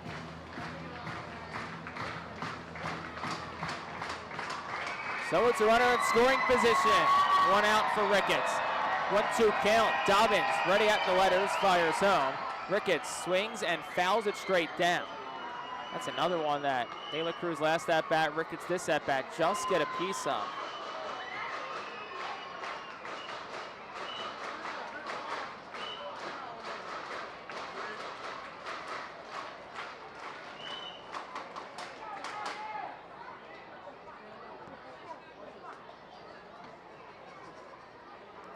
One-two, Ricketts swing and a miss. He's down on strikes. First time he's been struck out tonight. 5th overall for Hunter Dobbins. And that'll bring Carson Taylor to the plate for the Fightin' Phils.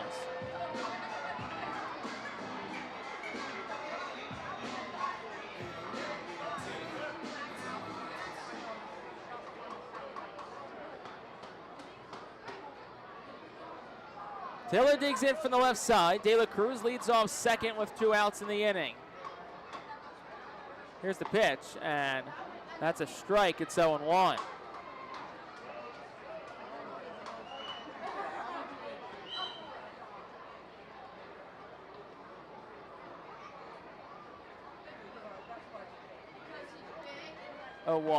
Taylor takes, started and stopped his swing, was able to hold up. It's 1-1.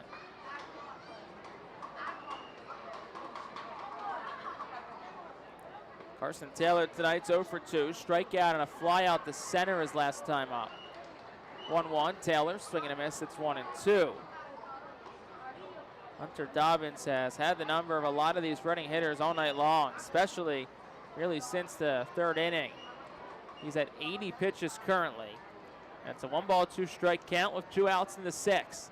Dobbins set, fires, and Taylor swings, misses. Ball gets away for a second. Marrero picks it up. He will tag the runner, and that's the 6th strikeout, and that also ends the inning in the 6th for the Fightin' Phils. No runs, no hits, no errors, and 1 left on base for the Fightin' Phils. We're 2/3 way home from Baseball Town. We'll go to the 7th. Portland's on top. It's 4-2. Fans, nothing beats a great day at Golden Oaks Golf Club. Located just minutes from Reading, Golden Oaks is a beautiful, award-winning golf course open to the public with perfect greens, lush fairways, and a course playing for 5 sets of tees.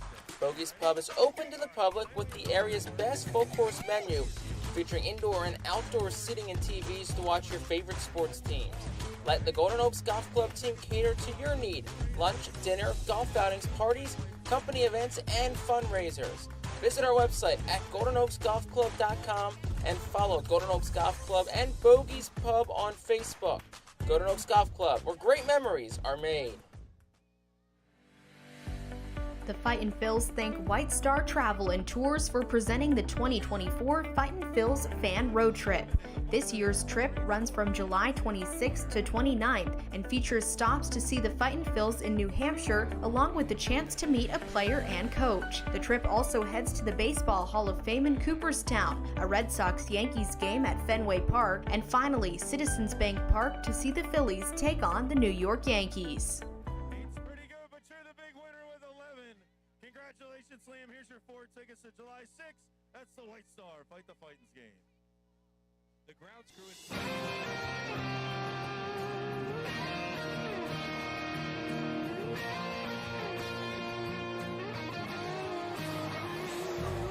We go to the top of the 7th and step into your future with this Alvernia University Golden Wolves call to the bullpen. In for the Fightin' Phils, it is left-handed pitcher, 26-year-old Tristan Garnett.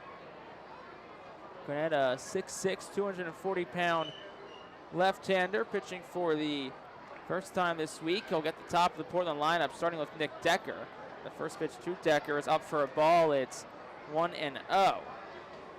Garnett on the season, it's his team-leading now 20th appearance. He's 1-2 with a 2.19 ERA, 24 2/3 innings pitched, 29 strikeouts, and 18 walks. Next pitch is a strike. It's 1-1.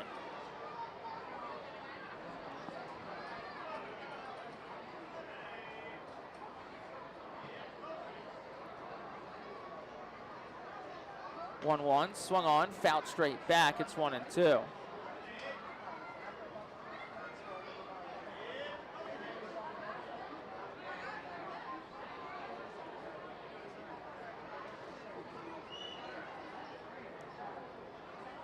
Ball and 2 strikes to count to Nick Decker. He's 0 for 2 tonight. Next pitch is down for a ball. It's 2-2. Decker was not in the starting lineup for tonight's game, nor did he start tonight's game. Roman Anthony led off the first, was hit by a pitch, did score a run, and was pulled from the game, and Decker inserted. Decker is in right field, and they ended up moving Sykes from right field to center field. Here's the 2-2, swung on, lifted in the air, hit far but foul down the right field line. It stays 2-2.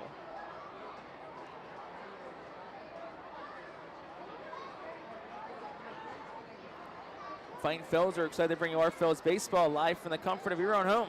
Join us on the Fightin' Phils Radio Network on YouTube, Facebook, Twitch, Twitter, ourphils.com/radio for free on the Valley Live app or MILB.TV. 2-2 at the knees, called strike 3. Nick Decker's down on strikes. First bunch out for Tristan Garnett, and that'll bring Christian Campbell to the plate for the Sea Dogs. Close the line on Lachlan Wells as well. Wells, 6 innings, 8 hits, 4 runs, all earned. No walks and 2 strikeouts for Wells. First pitch to Campbell is down for a ball. It's 1 ball, no strikes to him. It's been a good night for Christian Campbell. Pair of doubles, scored a run back in the first. Those are sandwiched around a fly out the right. Here's the pitch. That's up and in for a ball. It's 2-0.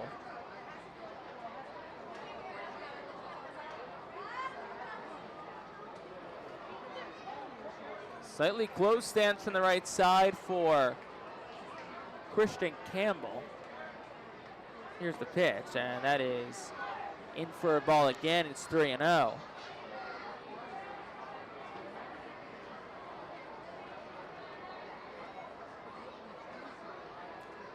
Tristan Garnett, already a strikeout in the inning. Here's the 3-0, and that's on the inside corner for a strike. It's 3-1. Christian Campbell very much was taken all the way. Campbell up to 452, 14 for 30 in his stint with Portland so far. Next pitch, a changeup. It gets the knees for a strike. It's full count now to Campbell. It started off 3-0. Garnett's worked back with back-to-back strikes. Now he'll look to finish off the at-bat. Here's the pitch. Campbell just throws his hands at it and he gets a piece of it and sends it down the left field line foul. Stays 3-2.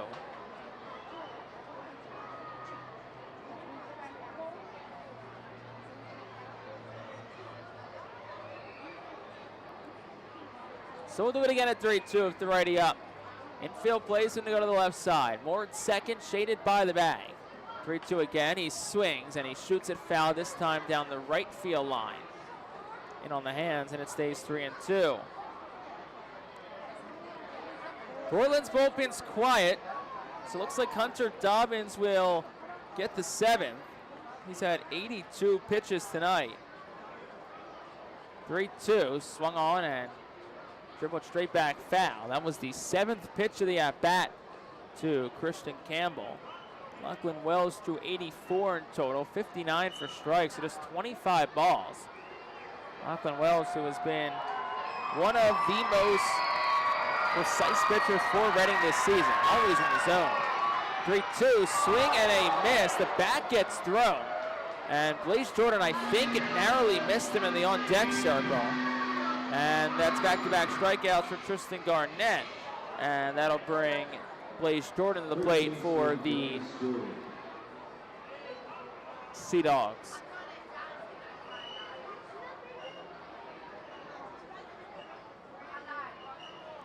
Jordan, his first game back off the injury list. He's 1 for 3 tonight. First pitch from the lefty Garnett. The righty Jordan takes for a ball. It's 1-0. Was a bit low and away to the righty. Tristan Garnett, who's got some family in town, coming all the way from Portland. Staying in pitch tonight. 1-0 is down for a ball, 2-0. Talked to Tristan earlier today. Took a trip to Chocolate World, Hershey Park, on the off day on Monday. It's one of those things that if you're in the area, you got to do. At the Hershey Park, Chocolate World. No, I haven't been there in it's been probably at least 7 or 8 years, if not more. 2 ball, no strikes. Here's the pitch. That's up for a ball. It's 2-1 to Blaze Jordan.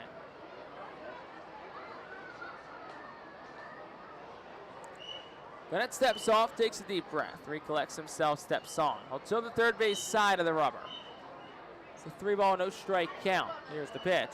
And Jordan swings, pops it up, shallow center, falling fast, ins De La Cruz and Lee Sang. And it'll fall in front of both of them. Lee Sang gets to it. Jordan stops at first, so it's his second hit tonight. Well, it wasn't hit that hard, just 71 off the bat. And that'll bring Edinson Paulino to the plate for the Sea Dogs.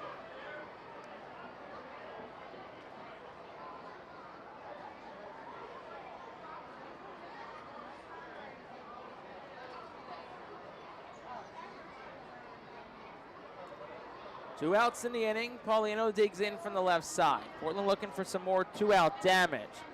First pitch down the chute with the fastball at 92. It's 0-1.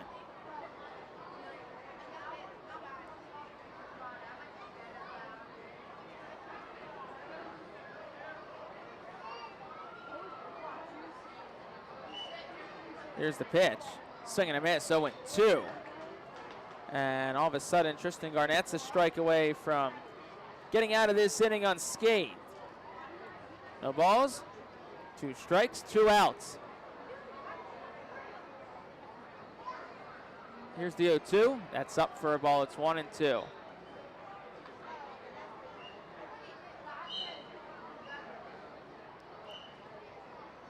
Garnett, 22 pitches in the inning.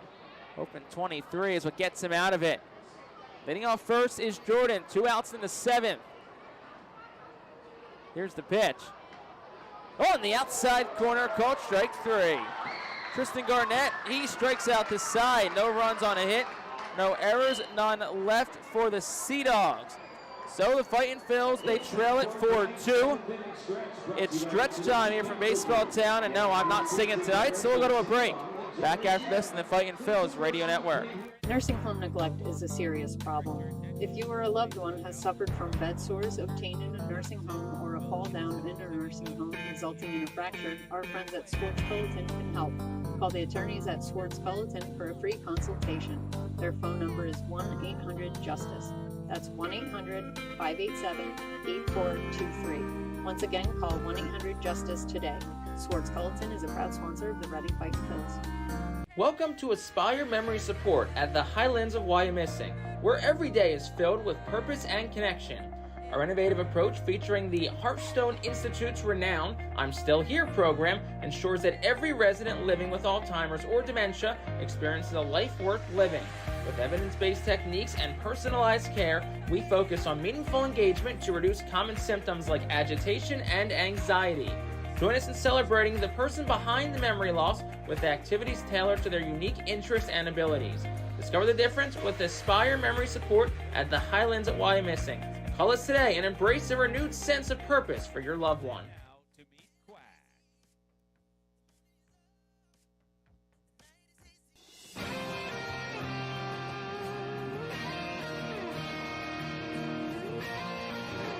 We've stretched from America's Classic Ballpark. It's a 4-2 lead for the Portland Sea Dogs, and 5-6-7 is due up for Reading in this inning. Otto Kemp will lead things off, as this inning is brought to you by Swartz Culleton PC. If you or a loved one been injured, get justice. Call Swartz Culleton today at 1-800-JUSTICE. Kemp leads off. Eli Marrero throws down. Hunter Dobbins is back out for inning number 7 of work. Dobbins, who's gone 6 innings tonight, has given up just 4 hits, 2 runs, 1 of them earned, a walk and 6 strikeouts. And if I can get him through the 7th, I'm sure they'll be thrilled. So 9 outs left to get for Portland. Reading running out of time, but down just 2. Takes the bloop and a blast, and Reading's back in this game. Kemp digs in from the right side. And first pitch to him, he swings, fouls it straight back. It's 0-1. Kemp in his second Double-A game. He's 0 for 2 tonight. Strikeout and a ground out. Still in search of his first Double-A hit. 0-1, and Kemp will take down and away. It's 1-1.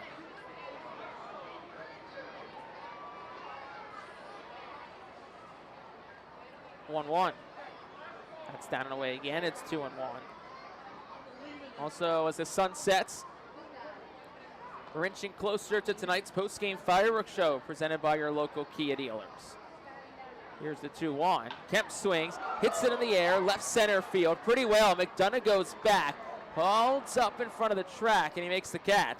That is out number 1. So Kemp retired, just got a little bit too far under it, and that'll bring Robert Moore to the plate.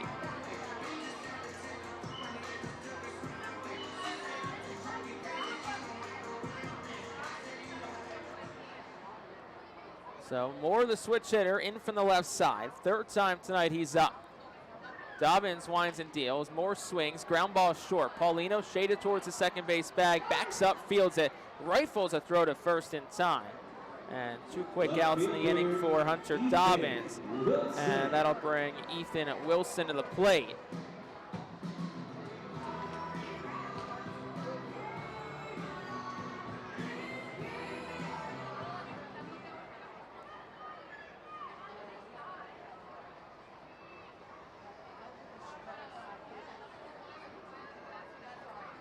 Wilson 1 for 2 tonight. He digs in from the left side.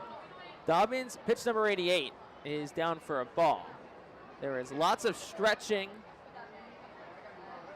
lots of chords, lots of movement, I guess you could say, down in the Portland bullpen. Next pitch to Wilson, broken bat flare, shallow right field. Outs Campbell, ins Decker, splits both of them, finds green grass. That's a base hit, and that'll bring Bryce Ball to the plate. First baseman, Bryce Ball. Tommy McCullum is up and throwing in the Fightin' Phil's bullpen. So all signs point to him getting the 8th inning.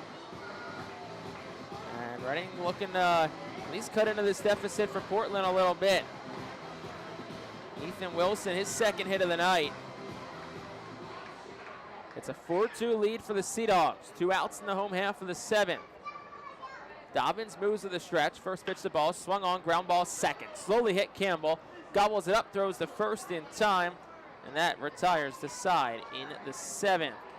No runs for Reading. They had 1 hit. There were no errors, and they leave 1 man on base. We played 7. We'll go to the 8th. Fightin' Phil's trailing the Sea Dogs. It's 4-2. Nursing home neglect is a serious problem.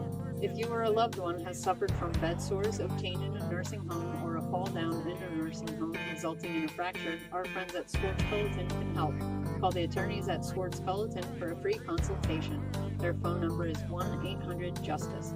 That's 1-800-587-8423. Once again, call 1-800-JUSTICE today. Swartz Pelleton is a proud sponsor of the Reading Fightin' Phils. Join us as we celebrate Reading's Spanish and Latino culture during 12 Friday home games this season.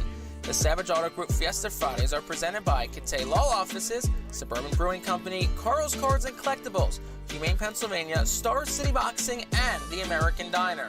Fiesta Friday features special Los Luchadores de Reading uniforms, Hispanic and Latino food and music, and other cultural elements throughout the ballpark. Get your tickets now by calling 610-370-BALL, online at ourphils.com, or at the Customers Bank ticket office.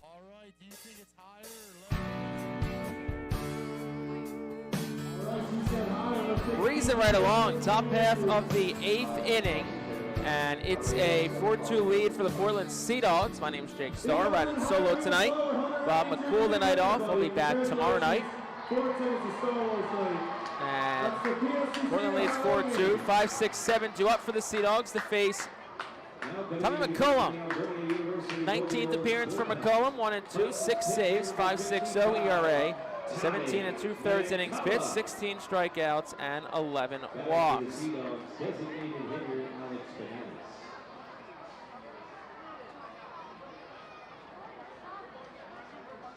First pitch to Alex Benelis from McCullum is a swing and a miss. It's 0-1.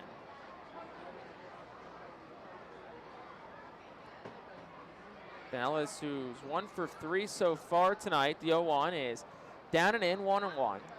Tristan Garnett, a clean inning, gave up just 1 hit, no runs, no walks, struck out the side ultimately with 3 Ks. 1-1, and Benelis swings, fouls it back, it's 1-2. Garnett threw 23 pitches, 14 for strikes.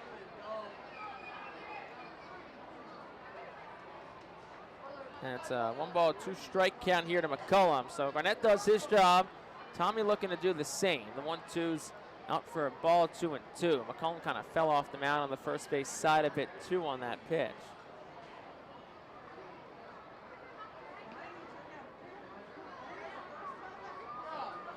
Felix Cepeda is up and throwing in Portland's bullpen. And the next pitch on the outside corner, called strike 3. First strikeout for Tommy McCullum tonight. And that is out number 1. At Chick-fil-A, serving quality food has been our priority since day one. Chicken is at the center of the menu, but the options at Chick-fil-A are both plentiful and delicious. From chicken sandwiches to nuggets, the original waffle fries, Chick-fil-A has menu options for everyone. First pitch to Miller, takes up and away, it's 1-0. There are 3 Berks County locations at Broadcasting Square in Wyomissing, 5th Street Highway in Reading, and Exeter Commons in Exeter. Chick-fil-A is a proud 2024 Fightin' Phil's team feed partner. 1-0, swung on, fouled straight back. It's 1 ball and 1 strike.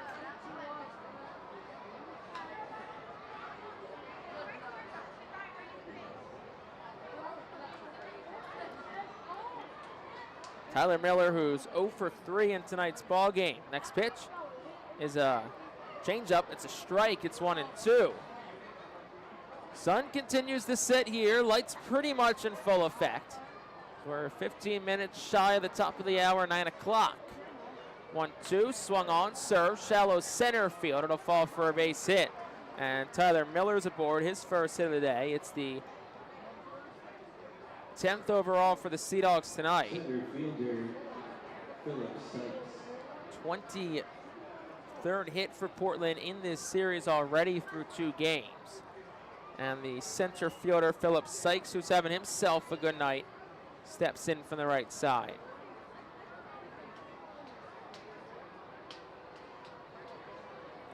Slightly open stance for Philip Sykes. McCollum in the stretch from the first base side. The righty deals, and it's just south of the knees for a ball. It's 1-0. Bottom of the Portland lineup's done some damage tonight. Sykes, the 7-man, certainly one of them. 2 for 3, single and a double. Also scored a run back in the 4th. 1-0, and Sykes will swing and slice it foul down the first baseline, 1-1.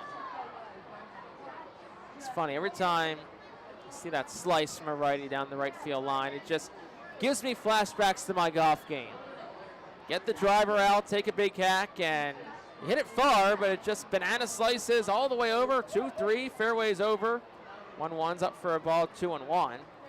I've learned we do some pretty good golfers on this Fightin' Phil's team, coaches and players. I know Brock Stassi and Carl Ellison get out quite a bit. The 2 of them actually got a pretty friendly wager going. 2-1 is swung on, ground ball right side. Moorfield spins, throws a second for 1. Martin's relay to first is not in time. Still a terrific play by Robert Moore to get the lead runner Miller at second. 4-6 is the fielder's choice. And with 2 outs, that'll bring Eli Marrero, the catcher, to the plate.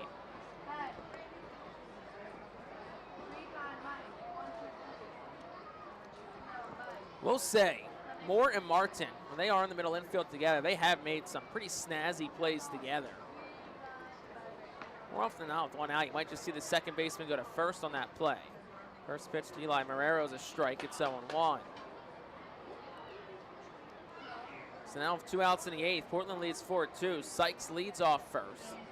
Marrero, whose 2-run home run back in the 4th, is the difference so far. 0-1, and McCollum kind of fell off awkwardly on that one and misses low and away. 1-1 to the lefty.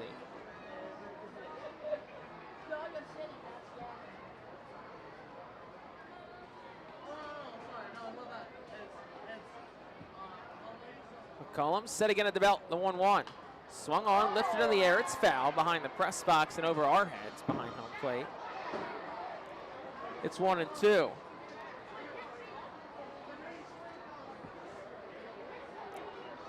Marrero, who has not played much this year, making just his 4th appearance for Portland this season. Also played in 4 games up with AAA Worcester. And it's 1-2 to Marrero. McCollum ready, fires home, swung on, hit in the air well. Right center field, De La Cruz goes back, it's off the wall. Towards third goes Sykes, he'll get waved home. The throw will go to the plate, but it's not in time. And that's an RBI double for Eli Marrero. Sykes scores, it's 5-2. And Marrero's excellent night continues. He's really been all the difference Portland's needed. It's his 2nd double this season. 3rd RBI of the night, 4th of the season. I think Marrero right now is Portland's player of the game. So it'll be Tyler McDonough who digs into the left-handed batter's box. And it's been more damage with 2 outs also done by Portland. Same thing Marrero did his last time up. First pitch to McDonough, misses up for a ball. It's 1-0.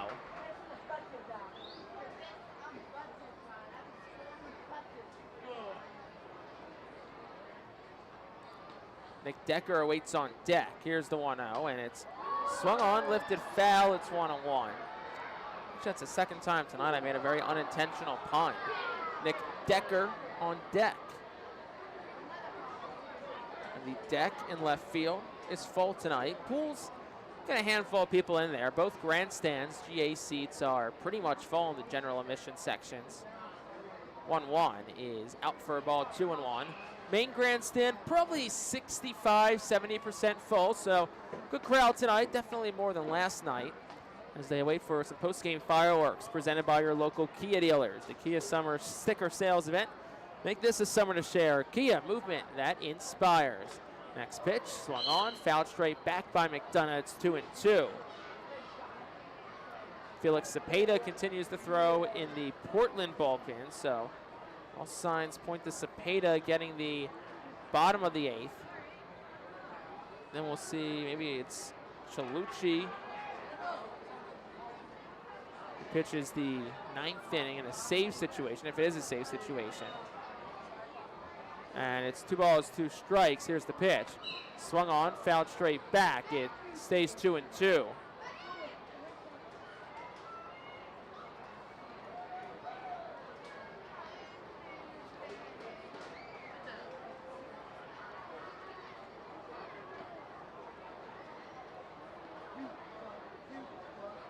Here's the 2-2. Swing and a miss, and the bat goes off the netting behind the Fightin' Phil's dugout. So it's a strikeout, but another flown bat on a strikeout. Second time that's happened to Portland tonight. And that'll retire the side on the 8th. No runs, 1 run on 2 hits. There were no errors, and 1 man is left on base. We have played 7.5 tonight from America's Classic Ballpark. We'll go to the bottom of the 8th. Portland on top, 5-2. ROG Orthodontics is the proud official partner of the ROG Orthodontics Fightin' Phil's Kids Club. Join today at Fightins.com to get your free ROG Orthodontics Kids Club t-shirt, and visit FantasticSmiles.com for more information on why ROG Orthodontics is voted #1 in Berks and Monco. ROG Orthodontics and the Fightin' Phils, 2 great hometown partners. Are you looking for a reliable food distributor to meet all your culinary needs? Look no further than our trusted team at Feaser's Food Distributors. For over 120 years, our products have been sourced from the best farms and suppliers, ensuring that you get the best ingredients for your restaurant or organization. From fresh produce to premium meats, Feaser's supplies everything but the appetite. Visit Feasers.com today to experience the difference in working with a top-tier, family-owned food distributor. Feaser's, your partner for success in the kitchen. Looking for a fast and hassle-free way to get your snacks and non-perishable groceries? Look no further than FeasersDirect.com. With just a few clicks, discover the convenience of having your culinary essentials ready for a pickup at our headquarters in Harrisburg.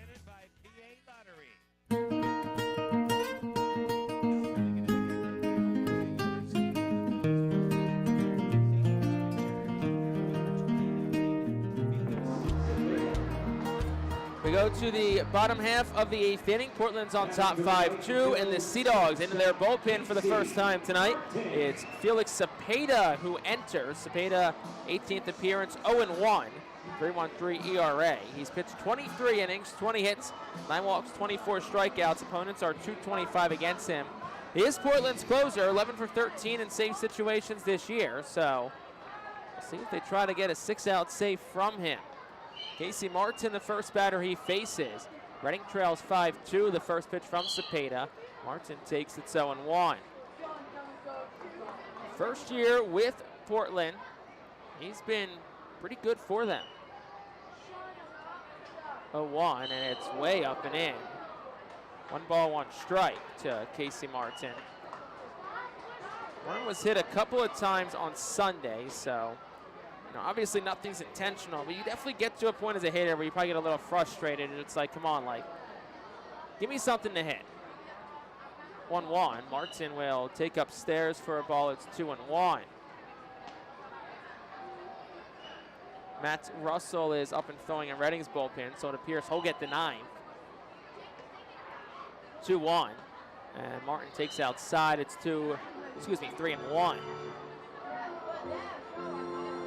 Got 9 o'clock here. Nice crowd tonight.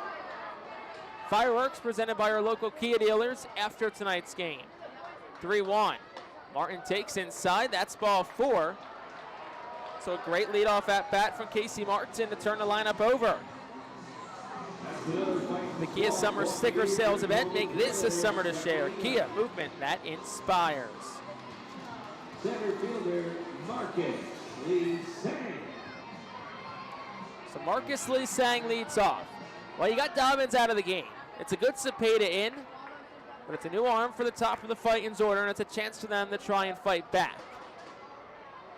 First pitch to Lee Sang. Swings, line drive, foul. It's 0-1.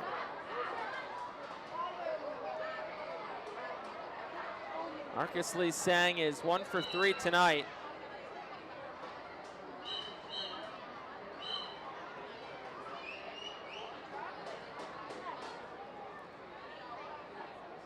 Oh, 1. That's down and into Lee Sang. It's 1-1. Dobbins tonight, 7 innings. Gave up 5 hits, 2 runs, just 1 earned. 1 walk and 6 strikeouts.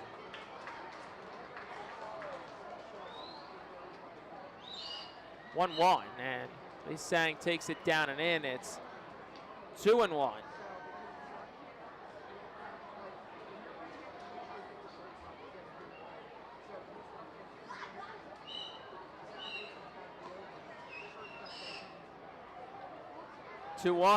Runner takes off, ground ball towards the middle. It's bobbled by Paulino, so he'll have to go to first. It's in time. Lee Sang's retired. If Paulino fielded that would have been a tailor-made double play, but it pops in and out of his glove. Martin safe at second, and Lee Sang is out. 6-3 goes to put out.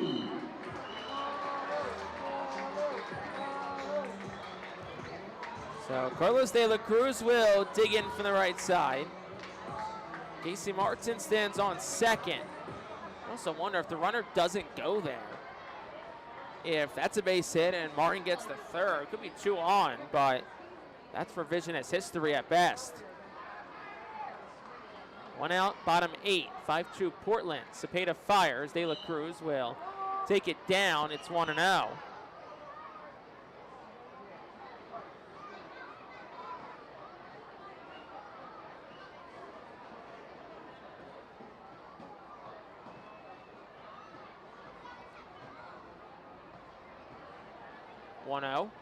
Carlos swings, fouls it. It's 1-1.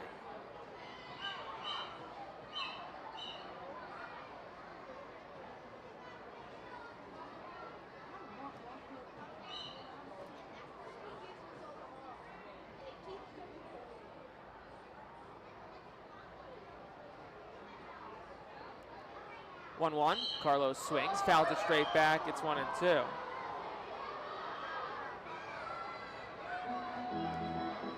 That 1 run that was unearned was because of the pass ball back in the first that got Lee Sang from second to third, because never would have scored because he scored on a ground out, and then following that was a strikeout.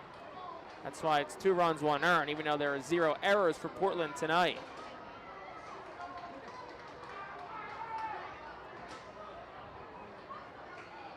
Here's the 1-2.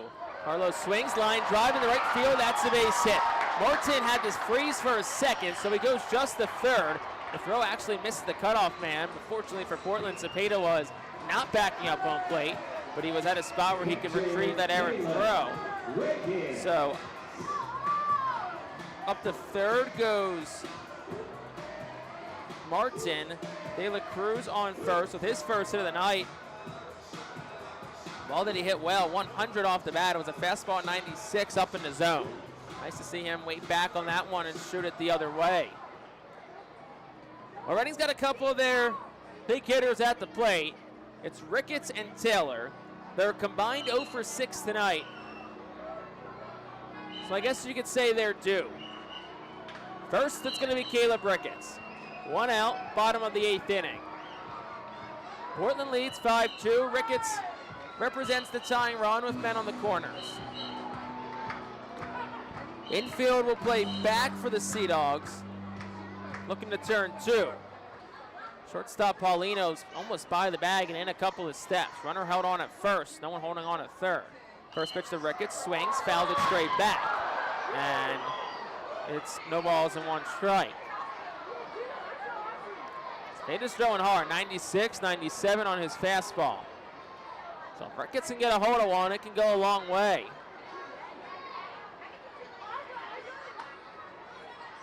A 1. Just down for a ball, it's 1-1. Marrero tried to present it for home plate umpire Ethan Gorsak, but he doesn't get the call. It's the 14th of 21 matchups between the teams this year. Portland leads 10-3. They've had Reading's number pretty much all season long. It's a 1-1 count to Caleb Ricketts.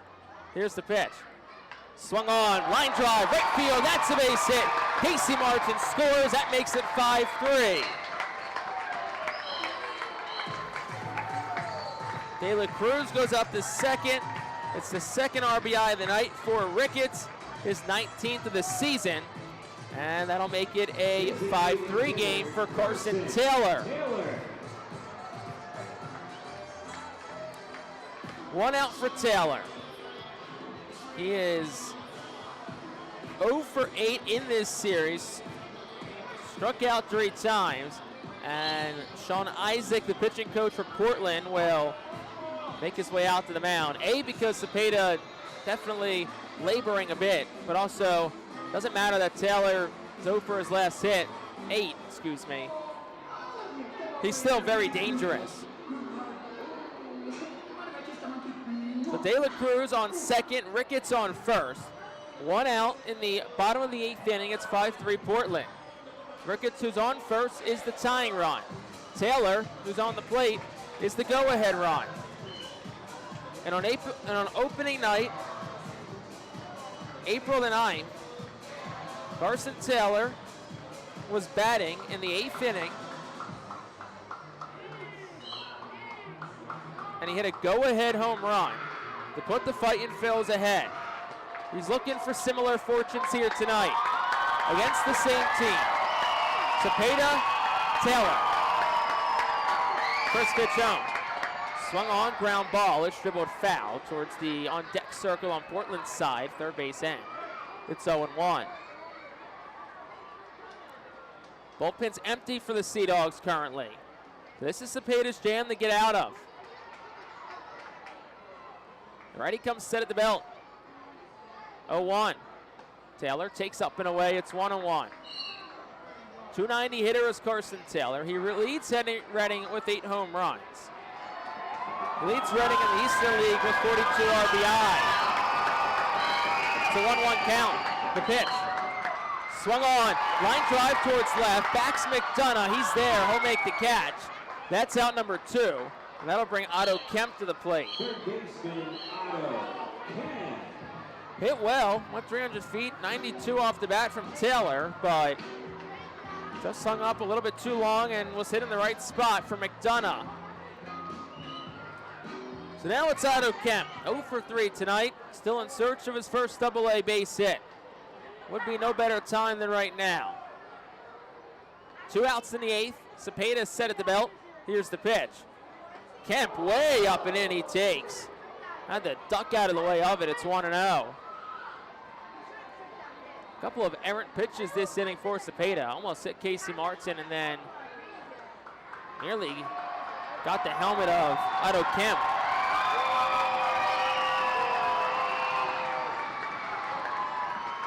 (1-0).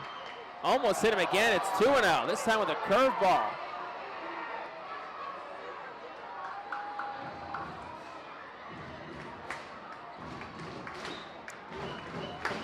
You wonder what the message to Kemp is here. Does he have the green light? He represents the go-ahead run. 2-0, 2 outs. Bottom of the 8th, 5-3 Portland, 2 on for Reading. Cepeda fires. That's inside, it's 3-0. Gotta think you're taking for a strike at this point. Robert Moore waits on deck. He's got a double tonight. on righty. Cepeda's ready. Yep's ready. The pitch. Swung on. Line drive down the left field line. It's fair. It'll roll towards the corner. Bobbled by McDonough left. One run scores. Bobbled again, but the runner is held at third. So De La Cruz scores. It's 5-4. Ricketts up to third. And it's a RBI double for Otto Kemp. And that'll make it a 5-4 ball game. McDonough bobbled it a couple of times, but with 2 outs, Al Padrique stays conservative with a very good Robert Moore at the plate. So it's the first AA hit, the first AA double, and the first AA RBI for Otto Kemp. 5-4 Portland, 2 outs, second and third in the bottom of the 8th. Robert Moore digs in from the left side. Here's the pitch. That's down, it's 1-0. Nobody is throwing yet in the Portland bullpen. Cepeda's at 24 pitches. Tying runs 90 feet away in Ricketts. Go-ahead runs 180 feet away in Kemp. And Robert Moore is the man at the plate, responsible for trying to get them home. The 1-0. That's down, it's 2-0. On deck is Ethan Wilson. He's got a pair of hits tonight. Moore's 1 for 3. He doubled and scored a run in the second. 2-0.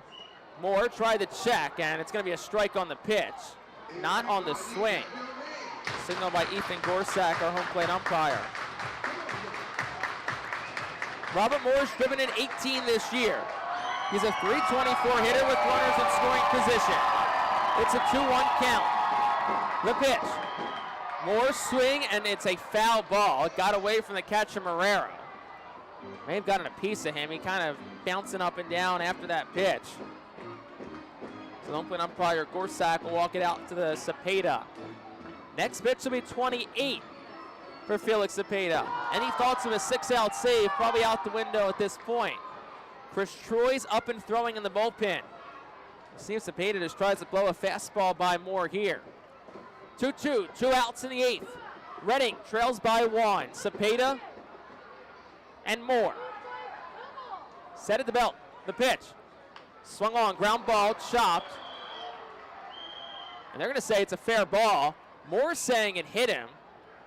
And Al Padrique is going to come in, and Moore is arguing with home plate umpire Ethan Gorsak. And we're going to see if there's at least a conversation.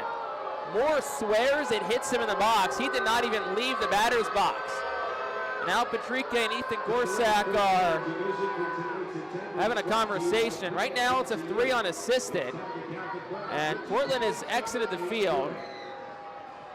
Redding, one of their base runners is staying on the field. Al Padrique is pretty much beside himself right now. And Robert Moore is standing in there. Robert Moore swears the ball did not hit him. Matt Russell is in on the mound. No one else on Redding has taken the field yet, and Al Padrique, I think, is just saying, can you at least ask for some help? They immediately pointed to the third base umpire, Brian Laws, who is the only one who did not join the conversation. And Al Padrique is having himself a long conversation here with the home plate umpire. I don't know if they're arguing catcher's interference or if they're saying it hit him. And Al Padrique, I don't know if he's going to see this game much longer. He is hot right now in the face of Ethan Gorsak, the home plate umpire. And that'll be the end of it. So it's going to be a 3 unassisted in the 8th. That's taken out of Robert Moore's hand. Redding does get 2 runs in the inning. They did it on 3 hits. There were no errors, and 2 are left on base. We'll go to the 9th. Fightin Phil still trail. It's 5-4. Star City Boxing, located at 1340 Center Avenue Rear in Redding, is a 501c3 nonprofit boxing gym unlike any other. Our goal is to not only help you be fit, but to be the best outlet for our youth and community. We welcome anyone who wants to improve their way of life, be fit, and box competitively or non-competitively. We work with you to reach your goals in and out of the gym. Stop in and meet our stars today. Check us out and follow us on Facebook, Instagram, and Twitter for upcoming events and happenings. Visit our website today at starcityboxing.org for more information on how to join, volunteer with our youth, or support our efforts in the community. Star City Boxing is a proud continued 2024 Our Phil's Fiesta Friday partner. ROG Orthodontics is the proud official partner of the ROG Orthodontics Fightin' Phil's Kids Club. Join today at Fightins.com to get your free ROG Orthodontics Kids Club t-shirt and visit FantasticSmiles.com for more information on why ROG Orthodontics is voted #1 in Berks and Monco. ROG Orthodontics and the Fightin' Phil's, two great hometown partners.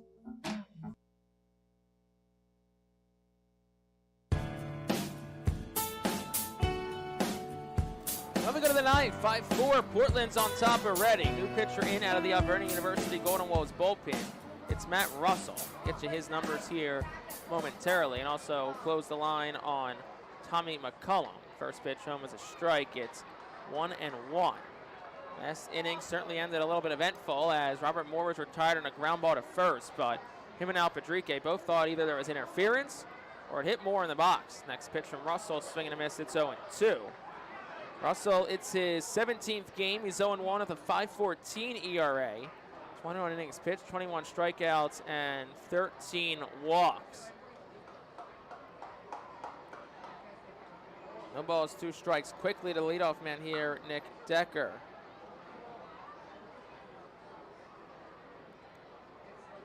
And here's the 0-2. Swung on, ground ball second. Moore charges, waits back on it now, gobbles it up, throws the first in time. That's out number 1 for Christian Campbell. So for right now, bullpen is quiet for Portland. So we'll see if Felix Cepeda comes back out. He is at 28 pitches, 14 for strikes, but nobody's up. We saw Chris Troy up moments ago, but he sat down and Russell hits him. Christian Campbell, he'll head to first on the hit by pitch. So that'll bring Blaze Jordan to the plate. First baseman Blaze Jordan. Most amount of pitches Cepeda threw in the game this year was 46, so that was over 2 2/3 innings, which was his season high. He made the 25th against Hartford, so he can give length. So it looks like they're going to try to squeeze a 6-out save out of him. First pitch to Blaze Jordan, swung on, hit in the air, not deep center. Lee Sang starts back in a couple of steps, makes the catch. That's out number 2 in the 9th for Edinson Paulino. In the 9th for Reading, it'll be 7-8-9, Wilson Ball Martin. But you wonder if maybe there will be any sort of pinch hitters or pinch runners in. Fergus Nava Simmons on the bench for Reading, Radcliffe as well. Would not shock me to see maybe Simmons maybe first off the bench, Fergus maybe in a pinch run situation. First pitch is up and away for a ball to Paulino. It's 1-0. Almost looked like a pitch out. This time they'll throw over to first, not in time as Campbell dives back in. Christian Campbell, so he said, just 1 stolen base with Portland so far this season.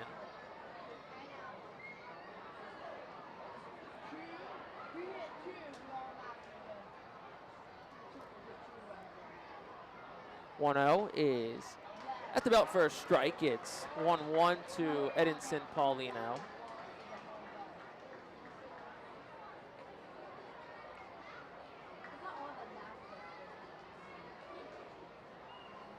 Three for 4 was Campbell in stolen bases with High A Greenville. Next pitch to Paulino is a ball outside. It's 2-1.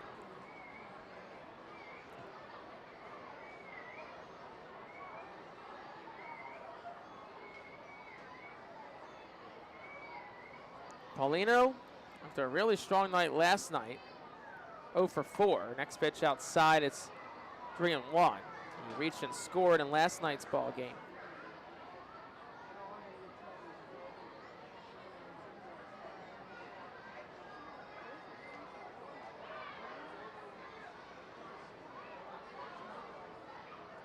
Tonight's attendance, 7,011. Our official attendance is presented by PSCCU, the largest credit union in Pennsylvania. Thanks to our friends at PSCCU. Next pitch, swing and a miss. Runner goes, throw to second is in, plenty of time. Strike him out, throw him out. I believe so. Well, everyone's leaving the field. Thought that was strike 2. I think other people did as well, but it was strike 3. And that will end the inning. So Campbell gets caught stealing. Strikeout for Russell.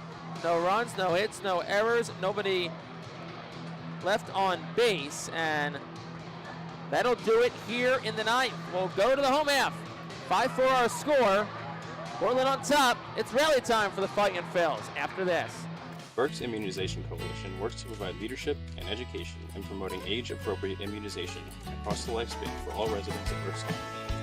This is a coalition comprised of local physicians, nurse practitioners, school nurses, immunization coordinators, immunization advocates, and pharmaceutical representatives working to encourage continuity of immunization through medical resources.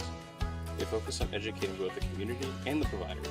For more information, please visit www.immunizepa.org.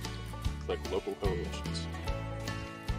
Empowering communities one relationship at a time is our commitment at Tompkins. Our customers have thrived thanks to our focus on local lending and their commitment to the customers they serve. They do a great job, everything for us from our banking, our insurance, to our wealth management. Tompkins has always been there for us. We see a long relationship with Tompkins. They're good people. Tompkins, banking, insurance, wealth. Member FDIC Equal Housing Lender. Investment and insurance products are not FDIC insured, not bank guaranteed, and may lose value.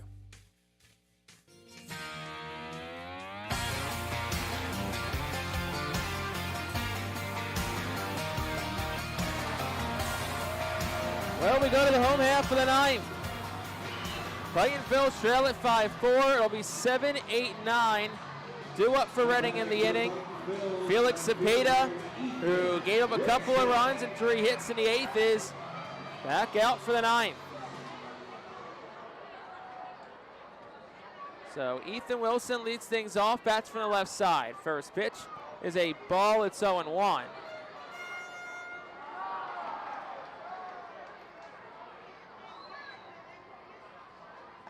Next pitch is out for a ball, it's 1-1.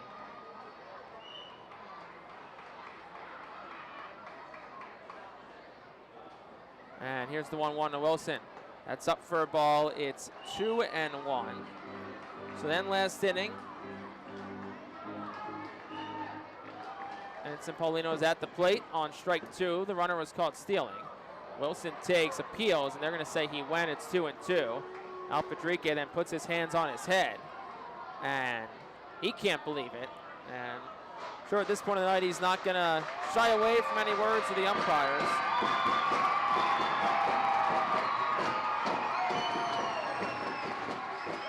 2 balls, 2 strikes. Wilson swings, cranks it, but it's foul.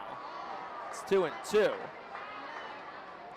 that caught stealing last inning for Ricketts, the 12th runner he's thrown out this year. Second one this week. And it was an absolute dart to second base. 2-2 to Wilson. Swung on, slowly hit ground ball, third base line. Tough play for Miller. He fields. The throw will be late to first. Third single tonight for Ethan Wilson. And the tying run is aboard.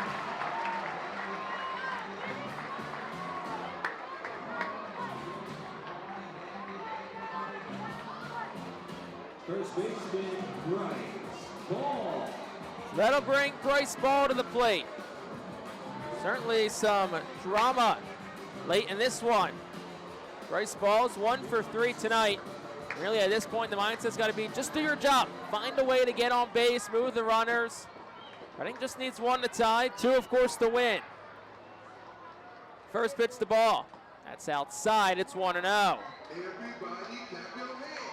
There are post-game fireworks after this one concludes. Reading looking for some early fireworks. The 1-0. That's upstairs, 2-0.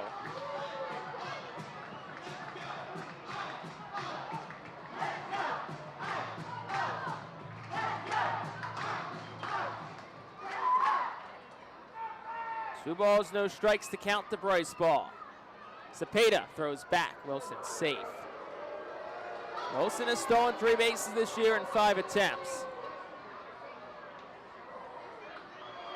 Maybe they think of sending him or they can pick up something on Cepeda. 2-0 to ball, the pitch. That's up, it's 3-0. You gotta think it's take all the way to Bryce ball. Over 7,000 here tonight. Reading looking for a comeback victory over the Sea Dogs. 3-0. Ball takes upstairs, ball 4. It's a 4-pitch walk issued by Cepeda. His second walk issued. Eli Marrero's looking in the dugout saying, should I go out there? And here comes Chad Epperson. The arm in Portland's bullpen just got up, and they're going to bring him in. Brendan Chalucci, the lefty, is summoned from the bullpen, and we'll step aside. 5-4 our score. Reading threatening. Back after this on the Phillies Radio Network. In continuation of the 275th anniversary of Reading's celebration, the Phillies will play as the Reading Keystones on off Thursdays in 2024. Join us for 11 Keystone Throwback Thursdays, thanks to Brooks Career and Technology Center, H&F Heating and Cooling, Rip It Baseball Town Charities Batting Cages, and Lavelle Law Firm. Come celebrate the city of Reading and enjoy some great baseball on Throwback Thursdays in 2024. Get your tickets now by calling 610-370-BALL, online at rphils.com, or at the Customers Bank ticket office. Spend some quality time with the family by taking them out to the ball game every Sunday home game at FirstEnergy Stadium. Sundays are Burke's Packing Sunday Family Fun Days, presented by Empire Home Center, Golden Oaks Golf Club, Long Home Products, T-Mobile, and Rip It Baseball Town Charities. Get 4 tickets, 4 hot dogs, and 4 sodas for only $62 when purchased in advance. Join us for Burke's Packing Sunday Family Fun Days at all Sunday home games all season long.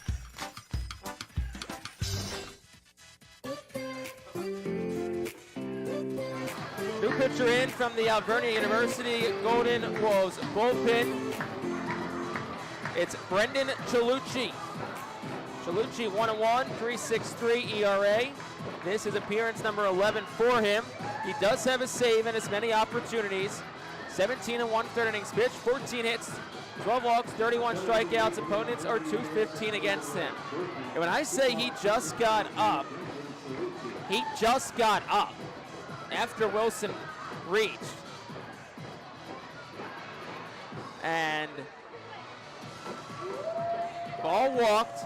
Kendall Simmons inserted into the game the pinch run for Bryce Ball. And it'll be Casey Martin who will have the first crack at trying to play hero tonight. Kendall Simmons on first, he's the winning run. Ethan Wilson on second's the tying run. And Casey Martin has the stick in his hand with no outs. The 9-man in the Reading lineup. Corners play up, expecting a bunt. Martin will square, he'll take, it's low for a ball, 1-0. You wonder if at any point Al Patrique puts the bat back into Casey Martin's hands.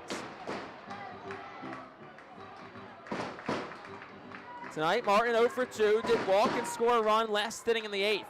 His walk started that rally against Cepeda. Now it's Chalucci. 1-0, squares again, he pulls back. This time it's a strike. You are gonna bunt, you gotta get it down. Gotta deaden it, down a line. You need both runners to advance. You have the top of the lineup and Marcus Lee Sang awaiting on deck. Lefty in Chalucci, righty in Martin. Here's the pitch, he's square, so he'll take again. It's down 2-1.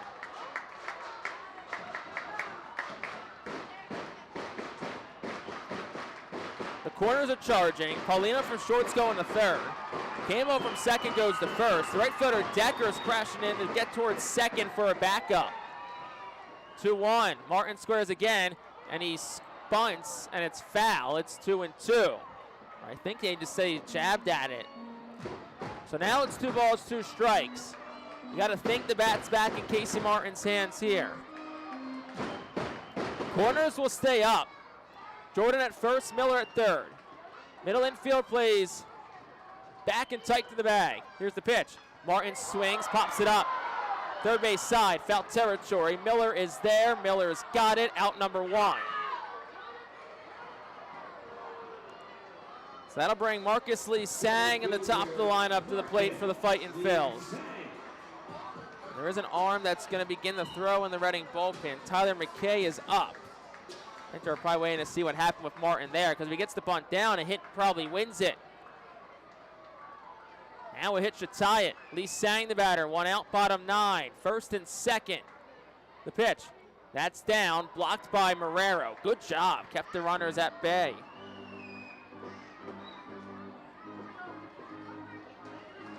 First baseman Jordan's deep, guarding the line. Third baseman Miller, a couple of steps behind the third base bag. 2 steps and a dive off the line. Shortstop Paulino shaded behind the bag. Campbell at second, pretty much straight up. 1-0 to the lefty Lee Sang. Chalucci fires. Lee Sang takes outside corner. That's a strike. Perfect spot with a fastball at 92. Reading trailed 5-2 in the 8th. They got 2 to make it 5-4. Now they're looking for a storybook ending tonight. 1-1. That's a slider that takes down 2-1. Really disciplined take from Marcus Lee Sang. Ethan Wilson's on second. He's the tying run. Kendall Simmons on first, the winning run. Neither being held on. Ball in the gap should win it. 2-1. Swung on, hit in the air, out towards right. It's not deep. Decker has it sized up, and the right fielder makes the catch. 2 away.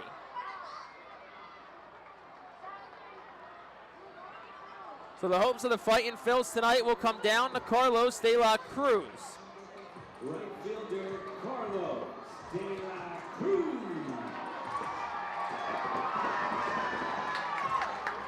De La Cruz flew out, singled. Last inning in the 8th and eventually scored a run. And you got some of your biggest hitters up here. De La Cruz, Ricketts, Taylor. There is a conversation here. Marrero's out. Sean Isaac, the pitching coach, is out. You wonder if they're going to try to just throw junk to De La Cruz, in essence pitch around him to get the lefty-on-lefty matchup. But again, by doing that, now the infield joins the conversation. Again, by doing that, you put the winning run on second, so a single would score the winning run. Right now, you need at least a double to win it. Reading down to its final out. 2 outs in the bottom of the 9th, 5-4, Portland's on top. Ethan Wilson's on second. He's the tying run. Kendall Simmons on first is the winning run. And Carlos De La Cruz is where the hopes of the R-Phils lie tonight. The 6'8" right fielder who has showcased his power recently digs in from the right side against the lefty Chalucci. First pitch. Outside, it's 1-0. They went to the slider. So we'll see if it's junk in this at-bat for De La Cruz, and just going to dare him to chase one.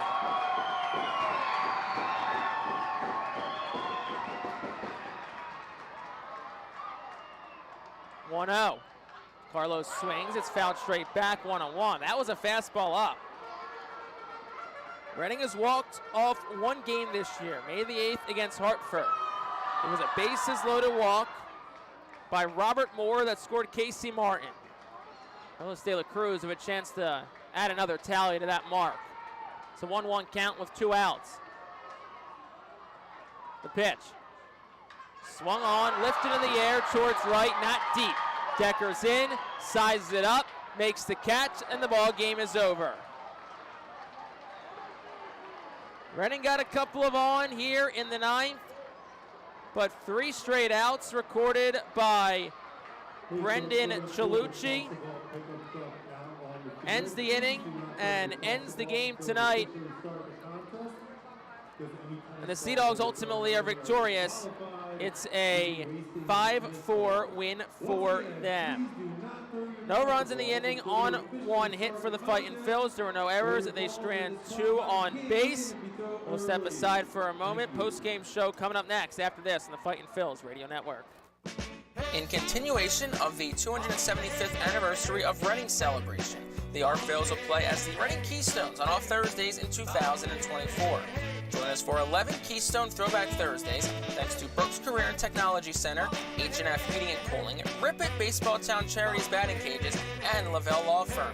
Come celebrate the city of Reading and enjoy some great baseball on Throwback Thursdays in 2024. Get your tickets now by calling 610-370-BALL, online at ourphils.com, or at the Customers Bank ticket office. Spend some quality time with the family by taking them out to the ball game every Sunday home game at FirstEnergy Stadium. Sundays are Burke's Packing Sunday Family Fun Days, presented by Empire Home Center, Golden Oaks Golf Club, Long Home Products, T-Mobile, and Rip It Baseball Town Charities. Get 4 tickets, 4 hot dogs, and 4 sodas for only $62 when purchased in advance. Join us for Burke's Packing Sunday Family Fun Days at all Sunday home games all season long.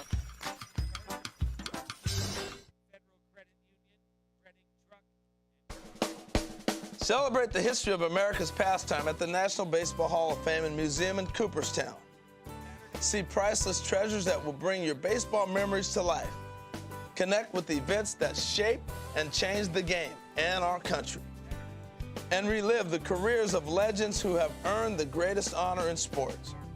Our stories to tell, your memories to share. Plan your family visit today at baseballhall.org. The brand new Redner's Event Center is here and is accepting reservations now. Bring a group out to a Fightin' Phil's game starting at just $50 per person for groups of 40 or more. Non-game day reservations are also open now for events ranging from weddings, bar and bat mitzvahs, banquets, trade shows, and much more. For more details and to request a proposal, go to ourphils.com/events.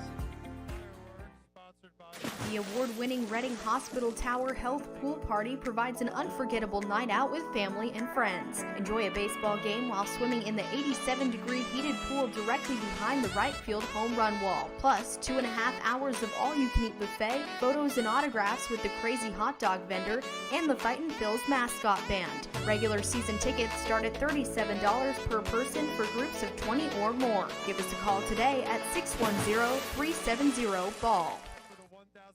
Toss-a-ball finals at the end of the season. Or you could throw your tennis ball at the target flag on the pitcher's mound. The one ball close to that flag, that person wins $100. There are hula hoops spread around the field. The hoop closest to you. Back here on the Fightin' Phil's Radio Network, it is the post-game show. I am Jake Starr and the Fightin' Phil's.